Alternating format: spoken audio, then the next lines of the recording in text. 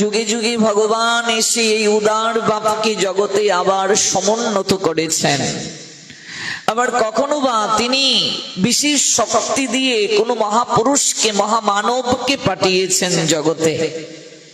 সনাতন কেন শ্রেষ্ঠ? কৃষ্ণ স্টুডিও চ্যানেলে আপনাকে স্বাগত।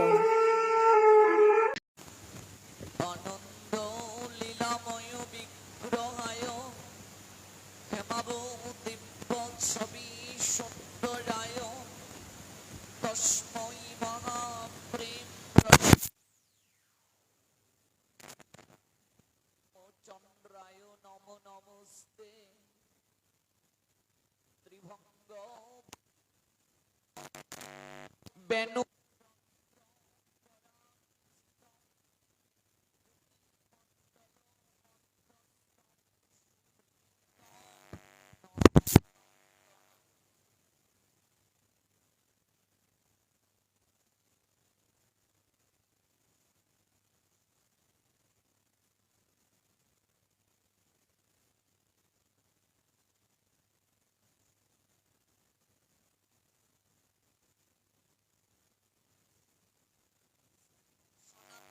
ভট্ট রঘুনাথ শ্রীজীব গোপাল দাস রঘুনাথ এই ছয়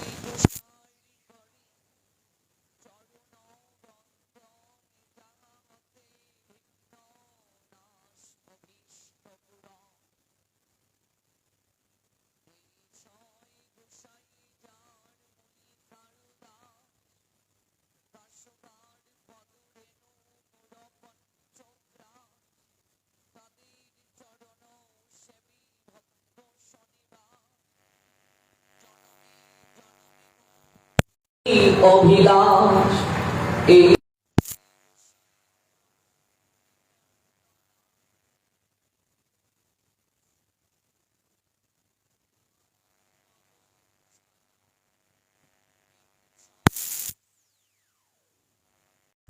ব্রজে কৈলাবাস রাধা কৃষ্ণের নিত্য লীলা করিলা প্রকাশ মনিরানন্দে বল হরি ভজ বৃন্দ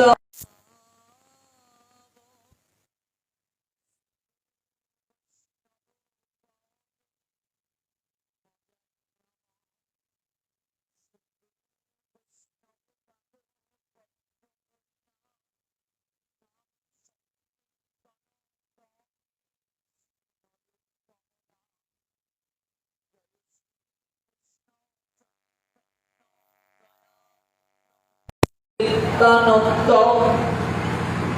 শ্রী অদ্বৈত গদাধর শ্রীবাসাদি শ্রী গৌর ভক্ত বৃন্দ হরে কৃষ্ণ কৃষ্ণ কৃষ্ণ হরে হরে হরে রাম রাম রাম হরে হরে হরে কৃষ্ণ কৃষ্ণ কৃষ্ণ হরে হরে হরে রাম রাম রাম হরে হরে হরে কৃষ্ণ কৃষ্ণ কৃষ্ণ হরে হরে হরে রাম রাম রাম হরে হরে।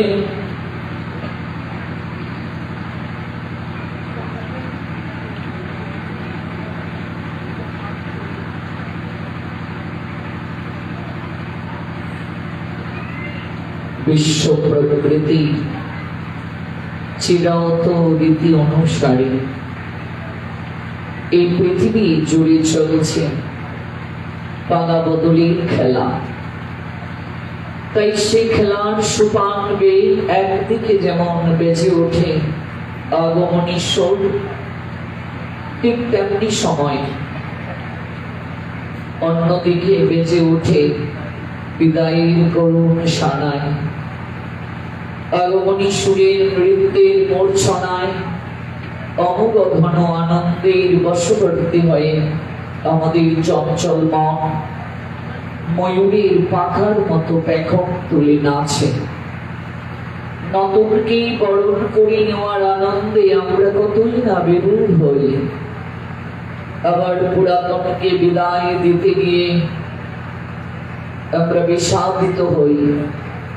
কখনো নতুনকে বরণ করে নেওয়ার আনন্দে বিভোর হওয়া, কখনো বা পুরাতনকে বিদায় দিতে গিয়ে বিষাদ অর্ণবে ডুব দেওয়া, কখনো প্রবেশ, কখনো প্রস্থান, কখনো আগমন, কখনো বা গমন, এরই নাম জীবন। এই জীবন নাট্যমঞ্চের দুটি পথ রয়েছে, একটি প্রবেশের পথ আর একটি প্রস্থানের পথ। জীবনটা একটা নাট্যমঞ্চ। আমরা অনাদিকাল থেকে এই জীবন নাট্যমঞ্চে অভিনয় করছি।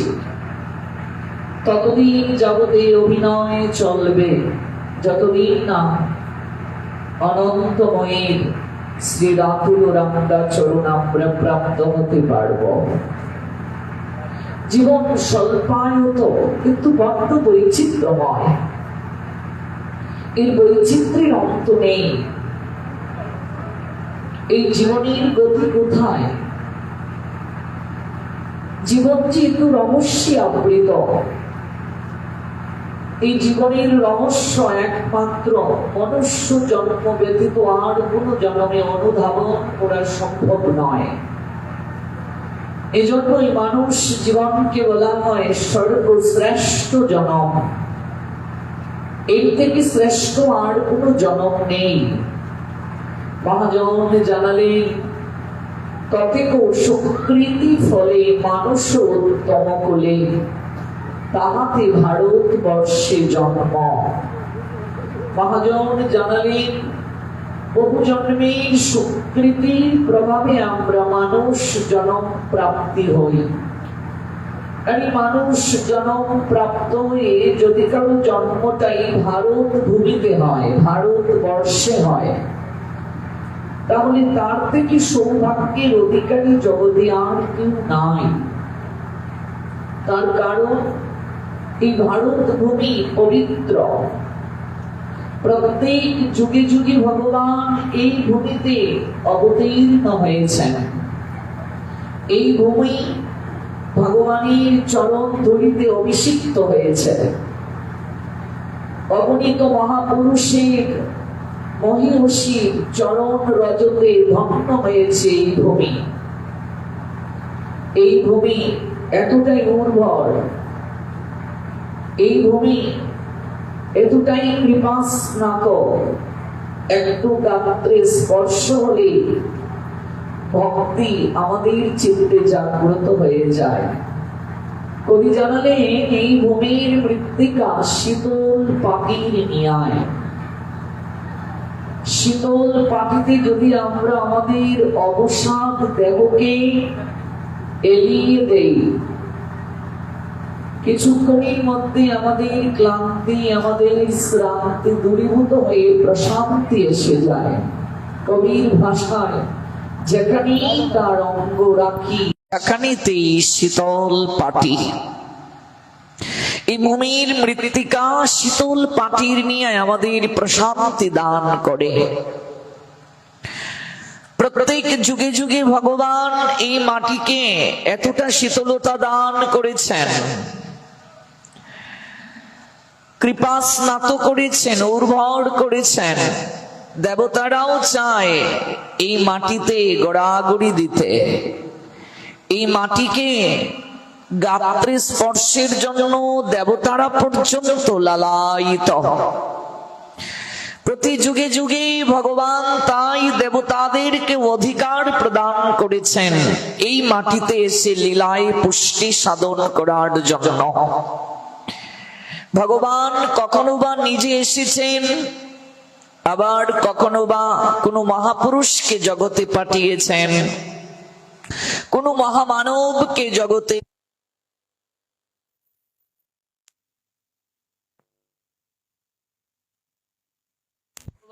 কখনো নিজে এসেছেন, আবার কখনো বা কোনো মহাপুরুষকে জগতে পাঠিয়েছেন। এই ধরনী মাতৃকা যখন অসুরীর বিষাক্ত নিঃশ্বাসে বিপর্যস্ত, উদার ভাব যখন অবনতির দিকে গিয়েছে, একেবারে নিঃশেষ তো হয়নি।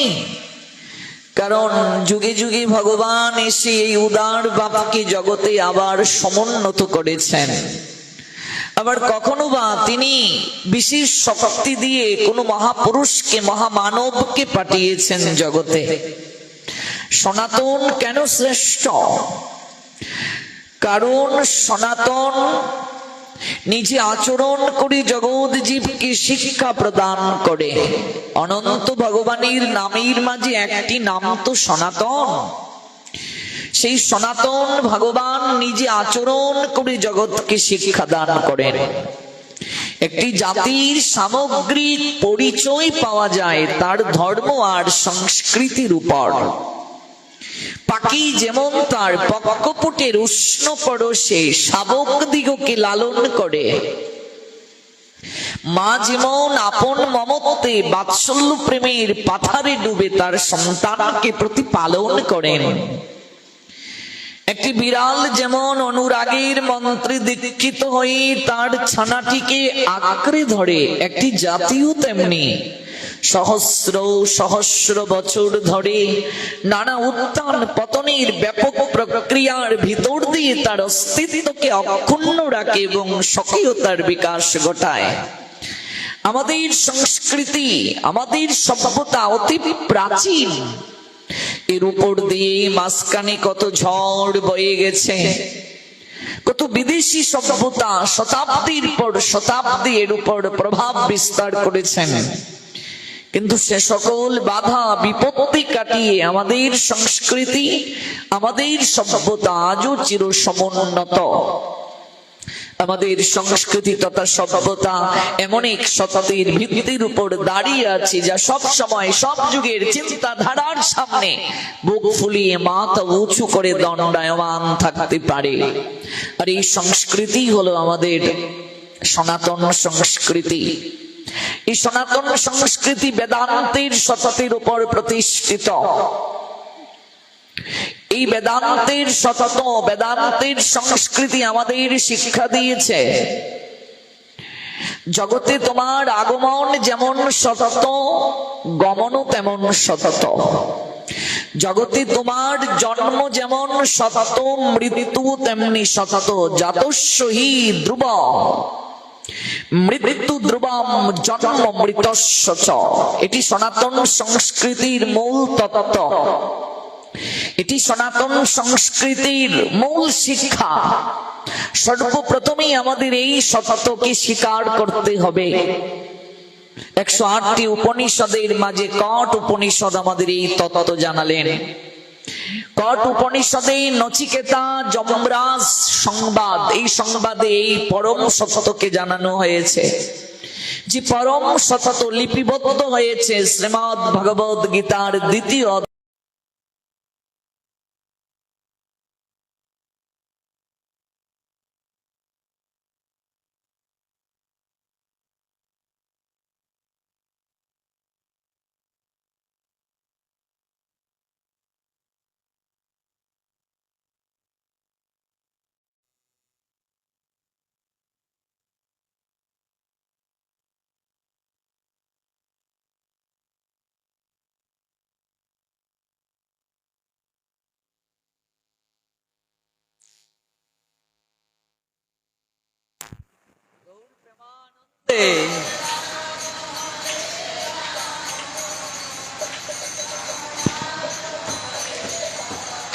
কঠোপনিষদের এই পরম তত্ত্ব জ্ঞান গীতার 2য় অধ্যায়ে লিপিবদ্ধ করা হলো। এজন্য 2য় অধ্যায়টিকে বলা হয় আত্মজ্ঞান সম্পর্কিত অধ্যায়। এই বেদান্তের সংস্কৃতির, সনাতন সংস্কৃতির অমল সত্য উচ্চারিত হয়েছে এই শ্লোকটিতে। জাতস্য হি ধ্রুবম মৃত্যু ধ্রুবম জন্ম মৃতস্য চ তস্মাৎ অপরিহার্যে অর্থে নতম সুচির্ত মহর্ষি। The all-powered Supreme Being Krishna said, Srimad Bhagavad Gita, 2 chapter 27 verse. So my dear Arjun, please listen attentive what I say. One who has taken his birth is sure to die, and after that one is sure to take birth again. Therefore, in the unavoidable discharge of your duty, you should not lament. জগতে যার জন্ম হয়েছে, প্রবেশ যার হয়েছে, প্রস্থান তার অনিবার্য, মৃত্যু তার অনিবার্য। এটি অমল সত্যের উচ্চারণ। ভগবানও যখন জগতে আসেন, তাকেও একসময় লীলা সংবরণ করে জগৎ থেকে চলে যেতে হয়। কোন মহাপুরুষ মহামানব যখন জগতে আসেন, তাকেও একসময় তার কার্যকে সমাপন করে এই জগৎ থেকে বিদায় নিতে হয়। মহাপুরুষের আগমনটাকে বলে আবির্ভাব, আর বিদায়টাকে বলে তিরুভাব। আমরা এমন একটি তিরুভাব তিথি প্রতিপালন করার মনোরথে উপবেশিত হয়েছি। এই দুর্যোগপূর্ণ আবহাওয়ায় শ্রীহট্টের হবিগঞ্জ জেলা শহরস্থ বগলাবাজার শ্রী শ্রী গোপালজিউর মন্দির প্রাঙ্গণে তিনি হলেন ত্রিকালদর্শী মুক্ত মহাপুরুষ শ্রী শ্রী লোকনাথ ব্রহ্মচারী বাবা, যার 135তম তিরুভাব তিথি প্রতিপালন করার মনোরথে বিশ্ব শান্তি এবং সর্বজীবের মঙ্গল কামনায় 16 প্রহর ব্যাপী শ্রী শ্রী তারক ব্রহ্ম মহানাম যজ্ঞ অনুষ্ঠান আয়োজন করা হয়েছে শ্রী শ্রী লোকনাথ বাবার উৎসব উদযাপন কমিটির আয়োজনে। সে আয়োজিত যজ্ঞ অনুষ্ঠানে 3 দিন ব্যাপী আপনাদের চরণ ধূলি প্রাপ্তির সৌভাগ্য হয়েছে আমার। যদিও এই লোকনাথ বাবার তিরুধাম তিথিতে অনেকবারই এই মন্দিরে আসার সৌভাগ্য হয়েছে, সপ্তাহব্যাপীও পাঠ করার সুযোগ হয়েছে। আমি এই জন্যই কৃতজ্ঞতা জ্ঞাপন করেছি শ্রী শ্রী লোকনাথ বাবার উৎসব উদযাপন কমিটি বৃন্দের প্রতি, যারা এই জীবাধমকে বারংবার আপনাদের মতো মহৎ সজ্জন ভক্ত বৈষ্ণবের চরণ সান্নিধ্য প্রাপ্তির সুযোগ করে দেন এবং এবছর করে দিয়েছেন। আয়োজনকারী ভক্তবৃন্দ জয়যুক্ত হন, তাদের এই প্রয়াস উত্তরোত্তর শ্রীবৃদ্ধি প্রাপ্ত হোক। ধাপে ধাপে উন্নতির সিঁড়ি বেয়ে জীবনে নতুন নতুন সফলতা বয়ে আনুন তারা। দেশ জাতি তথা সমাজ সমৃদ্ধ হোক তাদের এই কর্ম তৎপরতায়। অতঃপর ভক্তিপূর্ণ প্রণাম নিবেদন করছি যারা এই বৈরী আবহাওয়াকে উপেক্ষা করে, দুর্যোগকে ঠেলে, দুর্যোগ যাদেরকে ঘরে আটকে রাখতে পারেনি। অমায়েরা, দেবর্ষি নারদ একটি কথা বলেছিলেন, মেঘ পূর্ণ দিন নহে দুর্দিন। জীবের ভাগ্যে সবচেয়ে বড় দুর্দিন যেদিন জীব সাধু সঙ্গ ব্যতীত কাটায়। মেঘ পূর্ণ দিন, ঝড় বৃষ্টির দিন জীবের ভাগ্যে দুর্দিন নয়, এর থেকে বড় দুর্দিন হবে যেদিন ভব নদীতে ঢেউ উঠবে, ভবসাগরে যেদিন ঢেউ উঠবে, একাকী গিয়ে যেদিন দাঁড়াবো অন্ধকার প্রকোষ্ঠে। এই যে বিদ্যুৎ নিয়ে গেলে যেমন চারিদিকে অন্ধকার হয়ে যায়, আমরা ডাক দিয়ে বলি ওমা টর্চ লাইট জ্বালাও, এই লাইটটা দিয়ে যাও, সেদিন এই ডাকার সুযোগ থাকবে না। এই ভুলায় 5 নম্বর বিপদ সংকেত দেয়া হয়েছে। ভুলার এই যে বাঁধ রয়েছে, বাঁধ ভেঙে যাওয়ার উপক্রম, একেবারে নাক বরাবর জল। 5 নম্বর সকালে বিপদ সংকেত, এখন 7 নম্বর চলছে। কি যে হবে, নোয়াখালীতেও এই বন্যার প্রাদুর্ভাব এসে ধরা দিয়েছে। আমি তো ভুলায় বহুদিন পাঠ করেছি, 57 দিন ভুলায় এক নাগারে পাঠ করেছিলাম। এই যে তারা যে কষ্ট করে থাকে, একের বাঁধ যদি ভেঙে যায় সবাইকে ভাসিয়ে নিয়ে যাবে। 5 নম্বর সকালবেলায় বিপদ সংকেত দেয়া হয়েছিল। 3 দিন ব্যাপী নিম্নচাপ থাকবে, তার মানে সূর্যের মুখ দেখা দেওয়ার সম্ভাবনা নাই। এই দুর্দিনে যারা সাধু সঙ্গ করার লালসায় ছুটে এসেছেন, আজকে যারা ভগবানের কথা শুনতে এসেছেন, তারাই প্রকৃত ভক্ত। ভাগবতের প্রতি তাদেরই টান আছে, নতুবা এই জীবাদম হবিগঞ্জ শুধু নয়, যেখানেই পাঠে যাই একেবারে গাছের ডালেও মানুষ থাকে এই নেত্রকোনায়। আপনাদের এই মন্দিরে অতিল পরিমাণ জায়গা নেই, কিন্তু আজকেও ভক্ত কানায় কানায় পরিপূর্ণ হওয়ার কথা। কিন্তু কারণ কি? দুর্যোগের জন্য। কিন্তু এই দুর্যোগ আপনাদেরকে ঘরে রাখতে পারে নাই। তার মানে কি? যারা দুর্যোগকে পিছনে রেখে আজকে ভগবানের কথা শুনতে এসেছেন, তাদেরই প্রকৃতপক্ষে ভাগবতের প্রতি টান রয়েছে, লালসা রয়েছে। নারদের কথাটা আজ খুব মনে পড়ছে। দেবর্ষি জানিয়েছিলেন, মেঘ পূর্ণ দিন নহে দুর্দিন। আকাশে যদি একটু মেঘ জমে, একটু যদি বৃষ্টির ধারা বইতে থাকে, আমাদের হৃদয়ে ভয়ের সঞ্চার হয়। আমরা তখন খুবই কষ্ট পাই, যন্ত্রণা পাই। নারদ বললেন, এই দুর্দিন জীবের ভাগ্যাকাশে বড় দুর্দিন নয়। জীবের ভাগ্যাকাশে বড় দুর্দিন সেই দিন যেদিন অন্ধকার জগতে একাকী জীব যাত্রা করবে। সেই দিনটা জীবের ভাগ্যাকাশে বড় দুর্দিন, যেদিন আলোক বর্তিকা হাতে নিয়ে আসার কেউ থাকবে না। সেই দিনটা জীবের ভাগ্যাকাশে বড় দুর্দিন। এজন্যই নারদ বললেন, সাধু সঙ্গ ব্যতীত যে দিনটা জীব কাটায়, এই দিনটাই ঝড় বৃষ্টি ঘূর্ণিঝড় জলোচ্ছ্বাস থেকেও জীবের বড় দুর্দিন। কারণ সাধু সঙ্গ ব্যতীত যে ব্যক্তি তার দিনকে কাটায়, সেদিন ভবের নদীতে ঝড় উঠবে যেদিন, আলোক বর্তিকা কিংবা পারের কান্ডারি শ্রী গোবিন্দ কি পাবে না? গোবিন্দের হাতে বইটা পাবে না সেদিন, মাঝি রূপে তাকে পাবে না। জীবের ভাগ্যাকাশে সেই দিনটাই বড় দুর্দিন। কাজে আপনারা এই বৈরী আবহাওয়াকে উপেক্ষা করে যারা এসেছেন ভগবান শ্রী শ্রী গোপাল জিওর মন্দির প্রাঙ্গণে, ভগবান গোপাল সোনার রাতুল রাঙ্গা চরণে, আপনারা অতীব সৌভাগ্যবান, অতীব সৌভাগ্যবতী। আপনারা জয়যুক্ত হন। আপনাদের এই লালসা ভাগবতের প্রতি আরো তীব্র থেকে তীব্রতর হোক। আপনাদের এই অহৈতুকী প্রীতি আরো গভীর থেকে গভীরতর হোক। ভাগবতের অহৈতুকী শ্রবণের যে আকাঙ্ক্ষা, যে অভিলাষ যত তীব্র হবে আমাদের চিত্তে, ততই আমাদের মঙ্গল হবে। সমবেত ভক্তবৃন্দের প্রতি কৃতজ্ঞতা অঞ্জলি রইল। ইন্টারনেটের কল্যাণে যারা আসতে পারেননি, দূর দূরান্ত থেকে শ্রবণ করছেন আপনারা, কিংবা পরবর্তীতে ইউটিউবের মাধ্যমে যারা পুরো প্রোগ্রামটিকে দেখবেন, প্রত্যেকের প্রতি রইল এই হবিগঞ্জ জেলার শ্রী শ্রী লোকনাথ বাবার উৎসব উদযাপন কমিটির পক্ষ থেকে দেশ দেশের বাহিরের সকল ভক্তবৃন্দকে ইন্টারনেটে অভিনন্দন এবং কৃতজ্ঞতা অঞ্জলি। শুরু করেছিলাম আজকের ভাগবত কথা যে শ্লোকটি দিয়ে, জাতস্যহি ধ্রুব মৃত্যু ধ্রুবম জন্মমৃতস্য চ।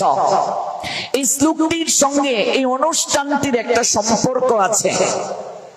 তস্মাৎ অপরিহার্যে অর্থে নতম সুচির্ত মহর্ষি। মৃত্যুর সংবাদ আছে এই শ্লোকটির মাঝে, চলে যাওয়ার সংবাদ আছে এই শ্লোকটির মাঝে। দেখুন, গীতায় কর্মযুগের কথা আছে, শ্রীমদ্ ভগবত গীতায় জ্ঞান যুগের কথা আছে, শ্রীমদ্ ভগবত গীতায় ভক্তি যুগের কথা আছে, কিন্তু শ্রীমদ্ ভগবত গীতায় প্রেম যুগের কথা নাই। সেই প্রেম যুগ সন্নিবেশিত হলো শ্রীমদ্ ভাগবতে। শ্রীমদ্ ভগবত গীতায় নিজের পরিচয় জানিয়ে দেয়া হলো আত্ম তত্ত্ব দর্শন যুগ, সাংখ্য যুগে। গীতা শুরু হলো বিষাদ দিয়ে, দুঃখ দিয়ে গীতা শুরু হলো। গীতায় অর্জুনের জিজ্ঞাসা ছিল, আমি কিং কর্তব্য বিমূঢ়, আমার কর্তব্য সম্বন্ধে আমি বিভ্রান্ত হয়ে গেছি, আমি উপলব্ধি করতে পারছি না আমার কর্তব্য কি, কোন পথে চললে আমার মঙ্গল হবে আমি উপলব্ধি করতে পারছি না। মাধব, তুমি কৃপা করে আমায় জানিয়ে দাও, বুঝিয়ে দাও। আমি তোমার চরণে শরণাগত, তুমি আমাকে শিষ্য রূপে গৃহীত করে আমায় তত্ত্ব জ্ঞান প্রদান করো, কোন পথে চললে মঙ্গল হবে। এই অহৈতুকী জিজ্ঞাসা গোবিন্দ চরণে জানানো হলো। শুরু হলো গীতা। তত্ত্ব জ্ঞান একের পর এক গোবিন্দ দান করলেন এবং পরিশেষে গিয়ে গোবিন্দের একেবারে শেষ বার্তা, সকল কিছু তুমি ত্যাগ করো, আমার চরণে শরণ নাও, আমি তোমায় সুরক্ষা প্রদান করব। কিন্তু ভাগবত শুরু হলো কোন পথে চললে মঙ্গল হবে এই তত্ত্ব দিয়ে নয়। ভাগবত শুরুই হলো মৃত্যুর সংবাদ দিয়ে। ভাগবতটা গ্রন্থ রাস কেন হলো? গ্রন্থের রাজা কেন ভাগবত? ভাগবতকে অমল পুরাণ কেন বলা হয়? গীতা যেখানে শেষ, ভাগবত সেখান থেকেই শুরু। ভাগবতের শুরুটাই মৃত্যুর সংবাদ দিয়ে।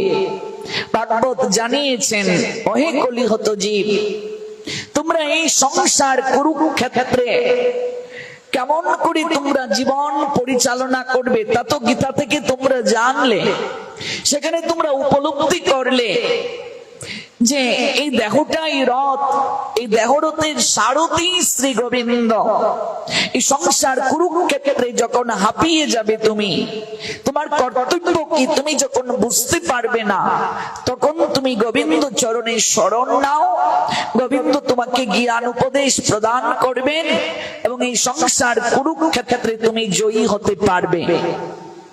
গীতা থেকে তুমি জানলেই তত্ত্ব, কিন্তু তুমি এই সংসার কুরুক্ষেত্রে তুমি যে যুদ্ধ করছো, তুমি যে এই সংসার নামক নাট্যমঞ্চে অভিনয় করছো, তুমি যে এই সংসার ভূমিতে তুমি চাষাবাদ করছো, তুমি যে এই সংসার হাটে ভবের হাটে কেনাবেচা করছো, তুমি যে এই সংসার নামক নাট্যমঞ্চে অভিনয় করতে এসে স্ত্রী, স্বামী, পুত্র, কন্যা, পরিবার, স্বজনাদি পেয়েছ, এই সবার মায়ায়, সবার মমতায় তুমি ভুলে গিয়েছ মৃত্যু নামক তক্ষক সর্প পিছনে ধেয়ে আসছে তোমাকে দংশন করার জন্য। এটি তুমি ভুলে গেছ। এই জন্য আমি ভাগবত তোমাকে সেই অভিনব সংবাদটা সর্বপ্রথম জানাচ্ছি। মৃত্যু অনিবার্য সত্য, এসেছো জগতে, তোমাকে একদিন চলে যেতে হবে। এই মৃত্যু থেকে পালিয়ে বাঁচার উপায় নাই। ভাগবত শুরু হলো মৃত্যুর সংবাদ দিয়ে। আর আমরা উৎসব উদযাপন করছি ত্রিকালদর্শী মুক্ত মহামানব লোকনাথ ব্রহ্মচারী বাবার তিরুধাম তিথি, অর্থাৎ চলে যাওয়ার সংবাদ। বাবাজি এলেন জগতে, তিনিও যে চলে গেলেন, আমাদেরকেও যে যেতে হবে, এই সংবাদটা আমরা জানার জন্য এই উৎসব করছি। এলেন তিনি 1137 বঙ্গাব্দে, আর চলে গেলেন তিনি 1297 বঙ্গাব্দে। ভারতের পশ্চিমবঙ্গের বারাসাতের 84 চাকলায় এলেন আর চলে গেলেন এই বাংলায়, অর্থাৎ বাংলাদেশের বর্তমান নারায়ণগঞ্জ, সোনারগাঁও, বারদি চলে গেলেন। জগৎকে জানিয়ে গেলেন তিনি আগমন যেমন সত্য, বিদায়টাও পরম সত্য। বিদায়ের করুণ বিউগল ধ্বনি আমাদের ব্যথাতুর হৃদয়ে গুমড়ে গুমড়ে কাঁদিয়ে দেয়। আমরা এই সংসার প্রতিপালন করতে গিয়ে স্ত্রী, পুত্র, কন্যা, পরিবার, পরিজন, স্বজনাদি সবার সঙ্গে এমন একটা নিবিড় সম্পর্ক স্থাপন করেছি। একদিন যে যেতে হবে আমাদেরকে, আমরা এই অমল সত্যটা ভুলে গিয়েছি। মাঝে মাঝে আমরা ভাবি যেতে হবে, কিন্তু এটা ভেতর থেকে নয়। বৈরাগ্য মাঝে মাঝে জাগ্রত হয়, শ্মশানে গেলেও জাগ্রত হয় শ্মশান বৈরাগ্য, কিন্তু ওই জায়গা থেকে আসার সঙ্গে সঙ্গে বৈরাগ্যটাও চুপসে যায়, হারিয়ে যায়, মিলিয়ে যায়। এজন্যই অবিরত শোনো ভাগবত কথা, অবিরত গৌর গোবিন্দের কথা শ্রবণ করো। ওই শ্রবণ করতে করতে চেতনা জাগ্রত হবে, উপলব্ধি হবে, অনুভব হবে। এই অনুভবটা আনয়ন বড় দরকার। এজন্যই তো সাধু সঙ্গ, সাধু সঙ্গে কৃষ্ণ কথা, সাধু মুখে কৃষ্ণ কথা। এর থেকে শ্রেষ্ঠ আর কিছু চাওয়ার মনুষ্য জীবনে নেই গো। এটি সর্বশ্রেষ্ঠ চাওয়া, সর্বশ্রেষ্ঠ পাওয়া। কারণ আমরা কণ্টকের তরু, সদাই সেবিলিরে মন, অমৃত পাইবার আসে। আমরা এই সংসার নামক কাঁটাযুক্ত এই যে গাছ, এটা আমরা সর্বদাই আমরা সেবন করছি অমৃত প্রাপ্তির আসে, কিন্তু না, গরল ব্যতীত আমরা কিছু পাই না। সৌরভেরও আসে পলাশ শুকিলে রে মন, নাসাতে পশিল কীট, একটু দণ্ড ভাবি কাঠ চুষিলে রে মন, কেমনে পাইবে মিঠ। হার বলিয়া গলায় পড়িলে রে মন, সমন কিঙ্কর সাপ, শীতল বলিয়া আগুন পুহাইলে রে মন, পাইলি বজ্র তাপ। সংসারে ভজিলে রে মন, শ্রী গৌরাঙ্গ ভুলিলি, না শুনিলি সাধুর কথা। ইহকাল পরকাল দুকাল খুয়াইলি, খাইলি আপন মাথা। এই জন্য সাধু মুখে কথা। কোন কথা? সংসারের কথা না, বিষয়ের কথা না, ইন্দ্রিয় তর্পণের কথা বলছে না, কৃষ্ণ কথা। যার মুখে ভাই হরি কথা নাই, যার নাই হরি কথা নাই, গৌর কথা নাই, তার মুখ পানে চাইবে না, তার নিকটেও যাইবে না। যার মুখ হেরি ভুলে যাবে হরি, তার পানে তুমি চাইও না, তার দিকে তাকিও না, তার নৈকট্যে গিয়ে বসিও না। যে গ্রাম্য কথা সর্বদা বলে, গ্রাম্য বার্তায় মশগুল থাকে, তার নিকটে যাইও না, তার নিকটে তাকিও না। যার বদনকে দর্শন করলে গৌর গোবিন্দের কথা ভুলে যাবে, এরকম বদন পানে তাকাইও না, তাকাইও না। সতত মনে রাখিও, চিন্তন করিও। কি চিন্তন? কদিন রহিবে ভব মাঝে, আর কদিন ভবে থাকবে। অবিলম্বে করো যাহা করিবার, পরের কথায় কিবা আসে যায়, মিছে দাগা তুমি পেও না। পরের কথায় কি আসে যায়, মিছে দাগা তুমি পেও না, এই নিয়ে কষ্ট পেও না। হরি কথা কও, হরি গুণ গাও, হরি নাম রসে সদা মত্ত হও।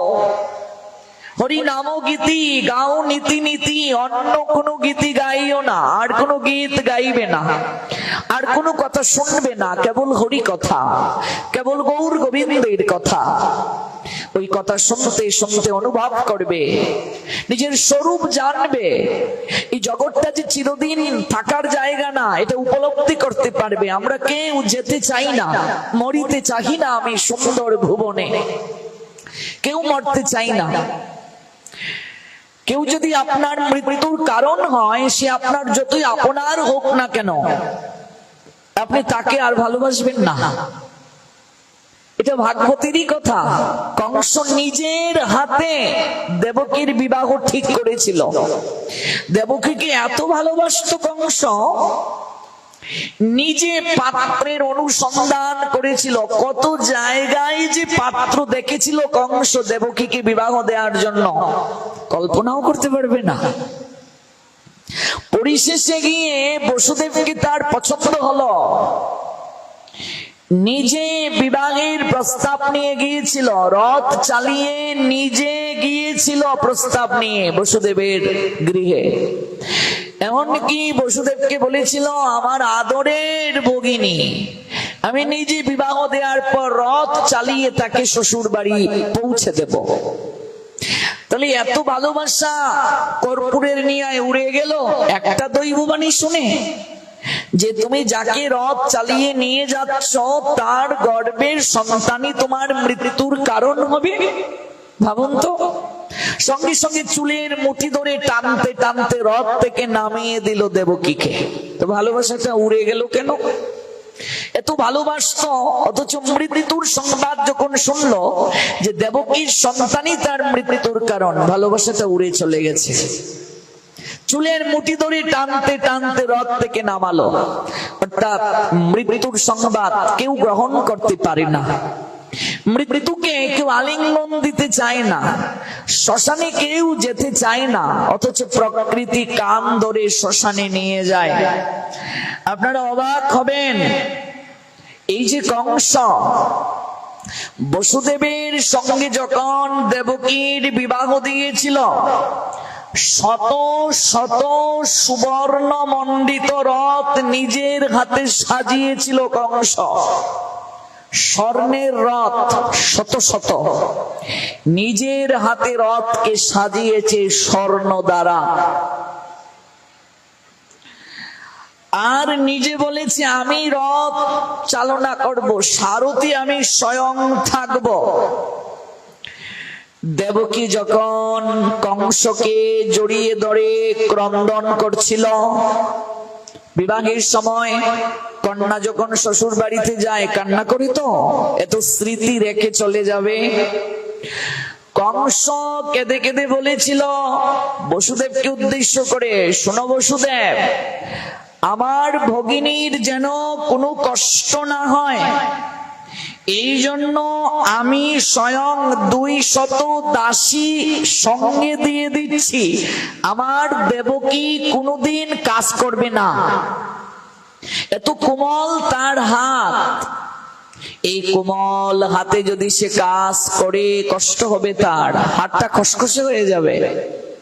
আর এত কোমল শরীর, এই শরীর কাজ করার জন্য নয়, 200 দাসী আমি উপহার দিলাম, 200 দাসী কাজ করবে, আমার ভগিনীকে কোনো কাজের কথা তুমি বলতে পারবে না। 200 দাসী উপহার দিল কংস।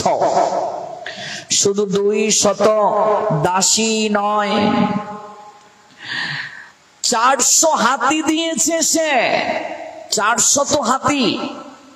400 হাতিকে স্বর্ণ দ্বারা সাজালো, স্বর্ণের ঘন্টা পরিয়ে দিয়েছে, সাজালো সুন্দর করে, সুবর্ণ মালিধারী 400 হাতি, আর 15 সহস্র ঘোড়া,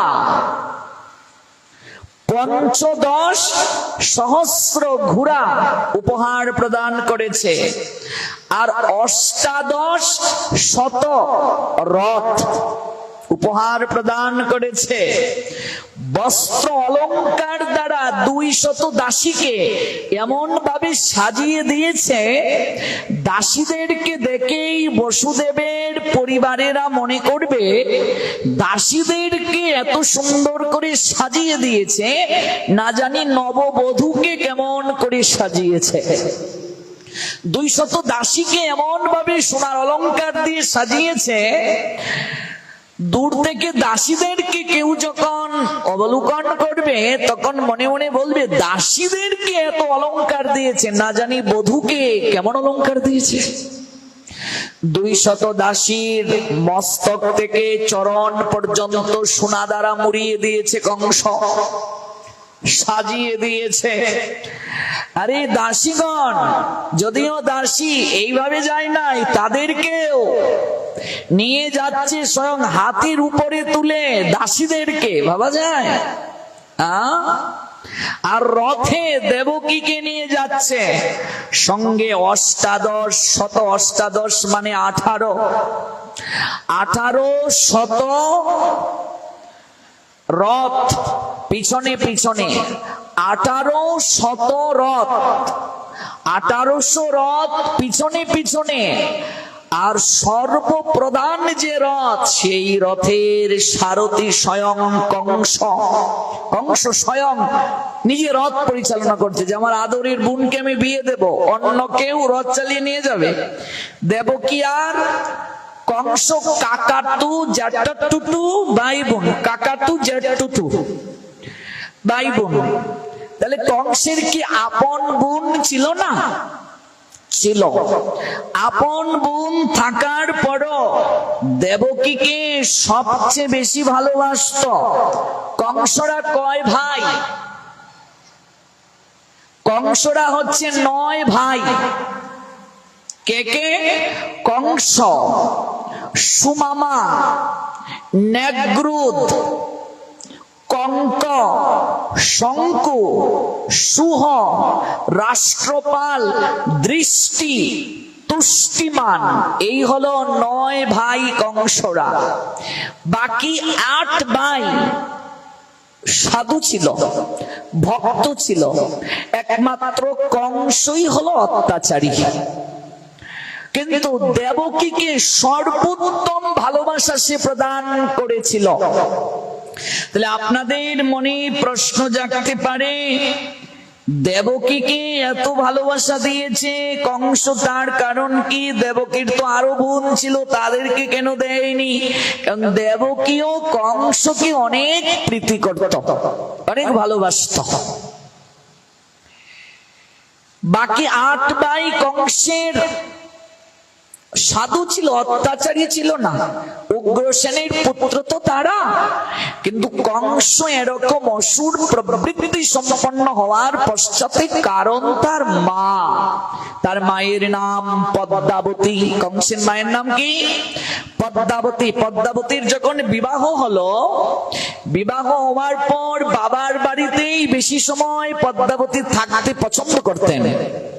বিবাহের পর একটা নারী শ্বশুর বাড়িতেই থাকবে, এটাই শাস্ত্রের নিয়ম। কিন্তু বাবার বাড়িতে যে নারী বিবাহের পর এসে কোনো কারণ ব্যতীত সব সময় থাকে, শাস্ত্র সেটি সমর্থন করেননি। পদ্মাবতী বাবার বাড়িতেই থাকতে পছন্দ করতেন। আবার দেখবে বিবাহের পর এমন অনেক আছে মায়েরা, মেয়ের কানে একটু একটু করে বিষ ঢেলে দেয় সংসারটাকে ভাঙার জন্য। সিরিয়ালে দেখেন না, স্টার জলসা, জি বাংলা, কালার্স বাংলায় প্রত্যেকটা সিরিয়ালে দেখবে একটা কুটনি বুড়ি আছে। এই কুটনি বুড়ির কাজটা কি? মেয়ের কানে একটু একটু করে বিষ ঢালা, তার সংসারটাকে ভাঙার জন্য।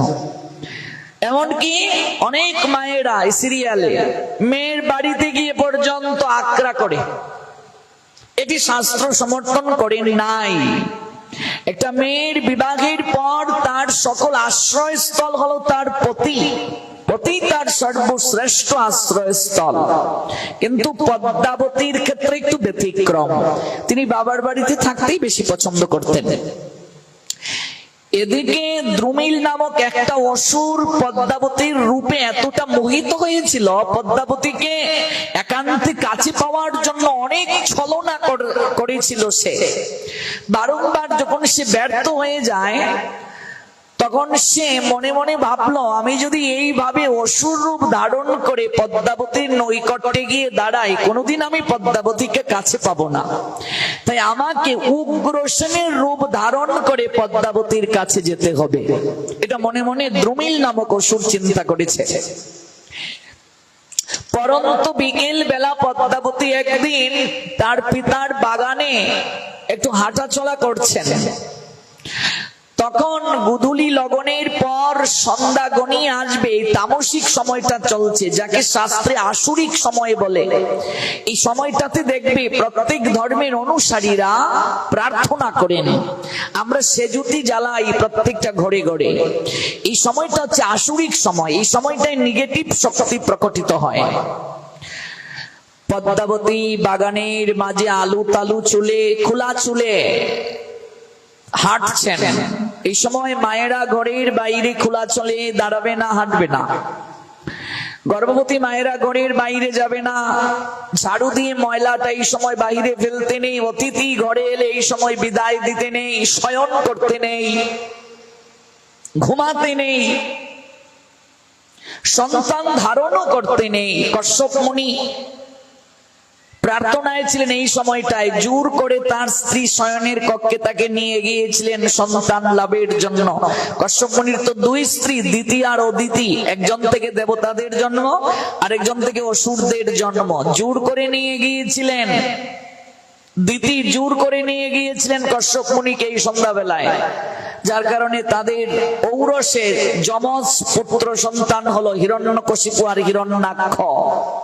এই সময়টাতে পদ্মাবতী ওই সময়টাতে হাঁটছেন, দ্রুমিল উগ্রসেনের রূপ ধারণ করে নৈকট্যে গিয়ে দাঁড়ালো। পদ্মাবতী অবাক হয়ে বলছে, হে গো তুমি কখন এলে? বলছে, তোমায় খুব মনে হচ্ছিল তাই চলে এলাম। আনন্দে আত্মহারা হলেন পদ্মাবতী। এই ত্রিসন্ধ্যাকালীন সময়ে পদ্মাবতীর সঙ্গে মিলিত হওয়ার অভিপ্রায় জানালেন। পদ্মাবতী অবাক হলেন, কারণ উগ্রসেন ধার্মিক ছিলেন। এই বাগানের মাঝে অসময়ে এটা স্বামীর নিকটে তিনি কখনো আকাঙ্ক্ষা করেননি। এক পর্যায়ে পদ্মাবতী বুঝতে পারলেন তিনি যার সঙ্গে মিলিত হলেন তিনি তার স্বামী নয়, তার স্বামীর আচরণ এমন নয়। কিন্তু তখন আর কিছু করার রইল না। পদ্মাবতী বুঝলেন কোন এক অসুরের সঙ্গে তিনি মিলিত হয়ে গেছেন। কাঁদতে কাঁদতে লুটিয়ে পড়লেন পদ্মাবতী। সারা রাত ভাবলেন কি করবেন তিনি। মনে মনে আবার ভাবছেন, আমি আমার স্বামীর নিকটে এটা লুকাতে পারবো না। আমি তাকে অগ্নি সাক্ষী রেখে বিবাহ বন্ধনে আবদ্ধ করেছি। আমার সকল কিছু তার কাছে খুলে বলা উচিত। এই জায়গায় পদ্মাবতী একটা ভালো কাজ করেছিলেন, যেটি কুন্তী করতে পারেননি। কুন্তী লুকিয়েছিলেন, ওই লুকানোটাই কুন্তীর ভুল ছিল, যার কারণে কর্ণের জীবনটা ভয়াবহ অবস্থায় পর্যবসিত হলো। কিন্তু পদ্মাবতী লুকালেন না। তিনি পরদিনই শ্বশুর বাড়িতে চলে এসে চরণে লুটিয়ে পড়লেন উগ্রসেনের। উগ্রসেনের কাছে সকল বৃত্তান্ত খুলে বললেন। উগ্রসেন তখন পদ্মাবতীকে জড়িয়ে ধরে বলছেন, এটি একটি দুর্ঘটনা ভেবে নাও। তুমি আমার স্ত্রী, আমি এটি কখনো স্মরণ করিয়ে তোমায় পীড়া দেব না। তোমার কোনো দোষ নেই, তুমি বুঝতে পারোনি, তুমি আমার রূপ দেখেছিলে, তুমি আমার কাছে সত্য গোপন করোনি। সত্যম পরম ধীমহি, ভাগবতের প্রথম শ্লোকটাই দেখবেন আছে। কাজেই সত্যের মাঝেই ভগবান আছেন। আমি তোমাকে গ্রহণ করলাম।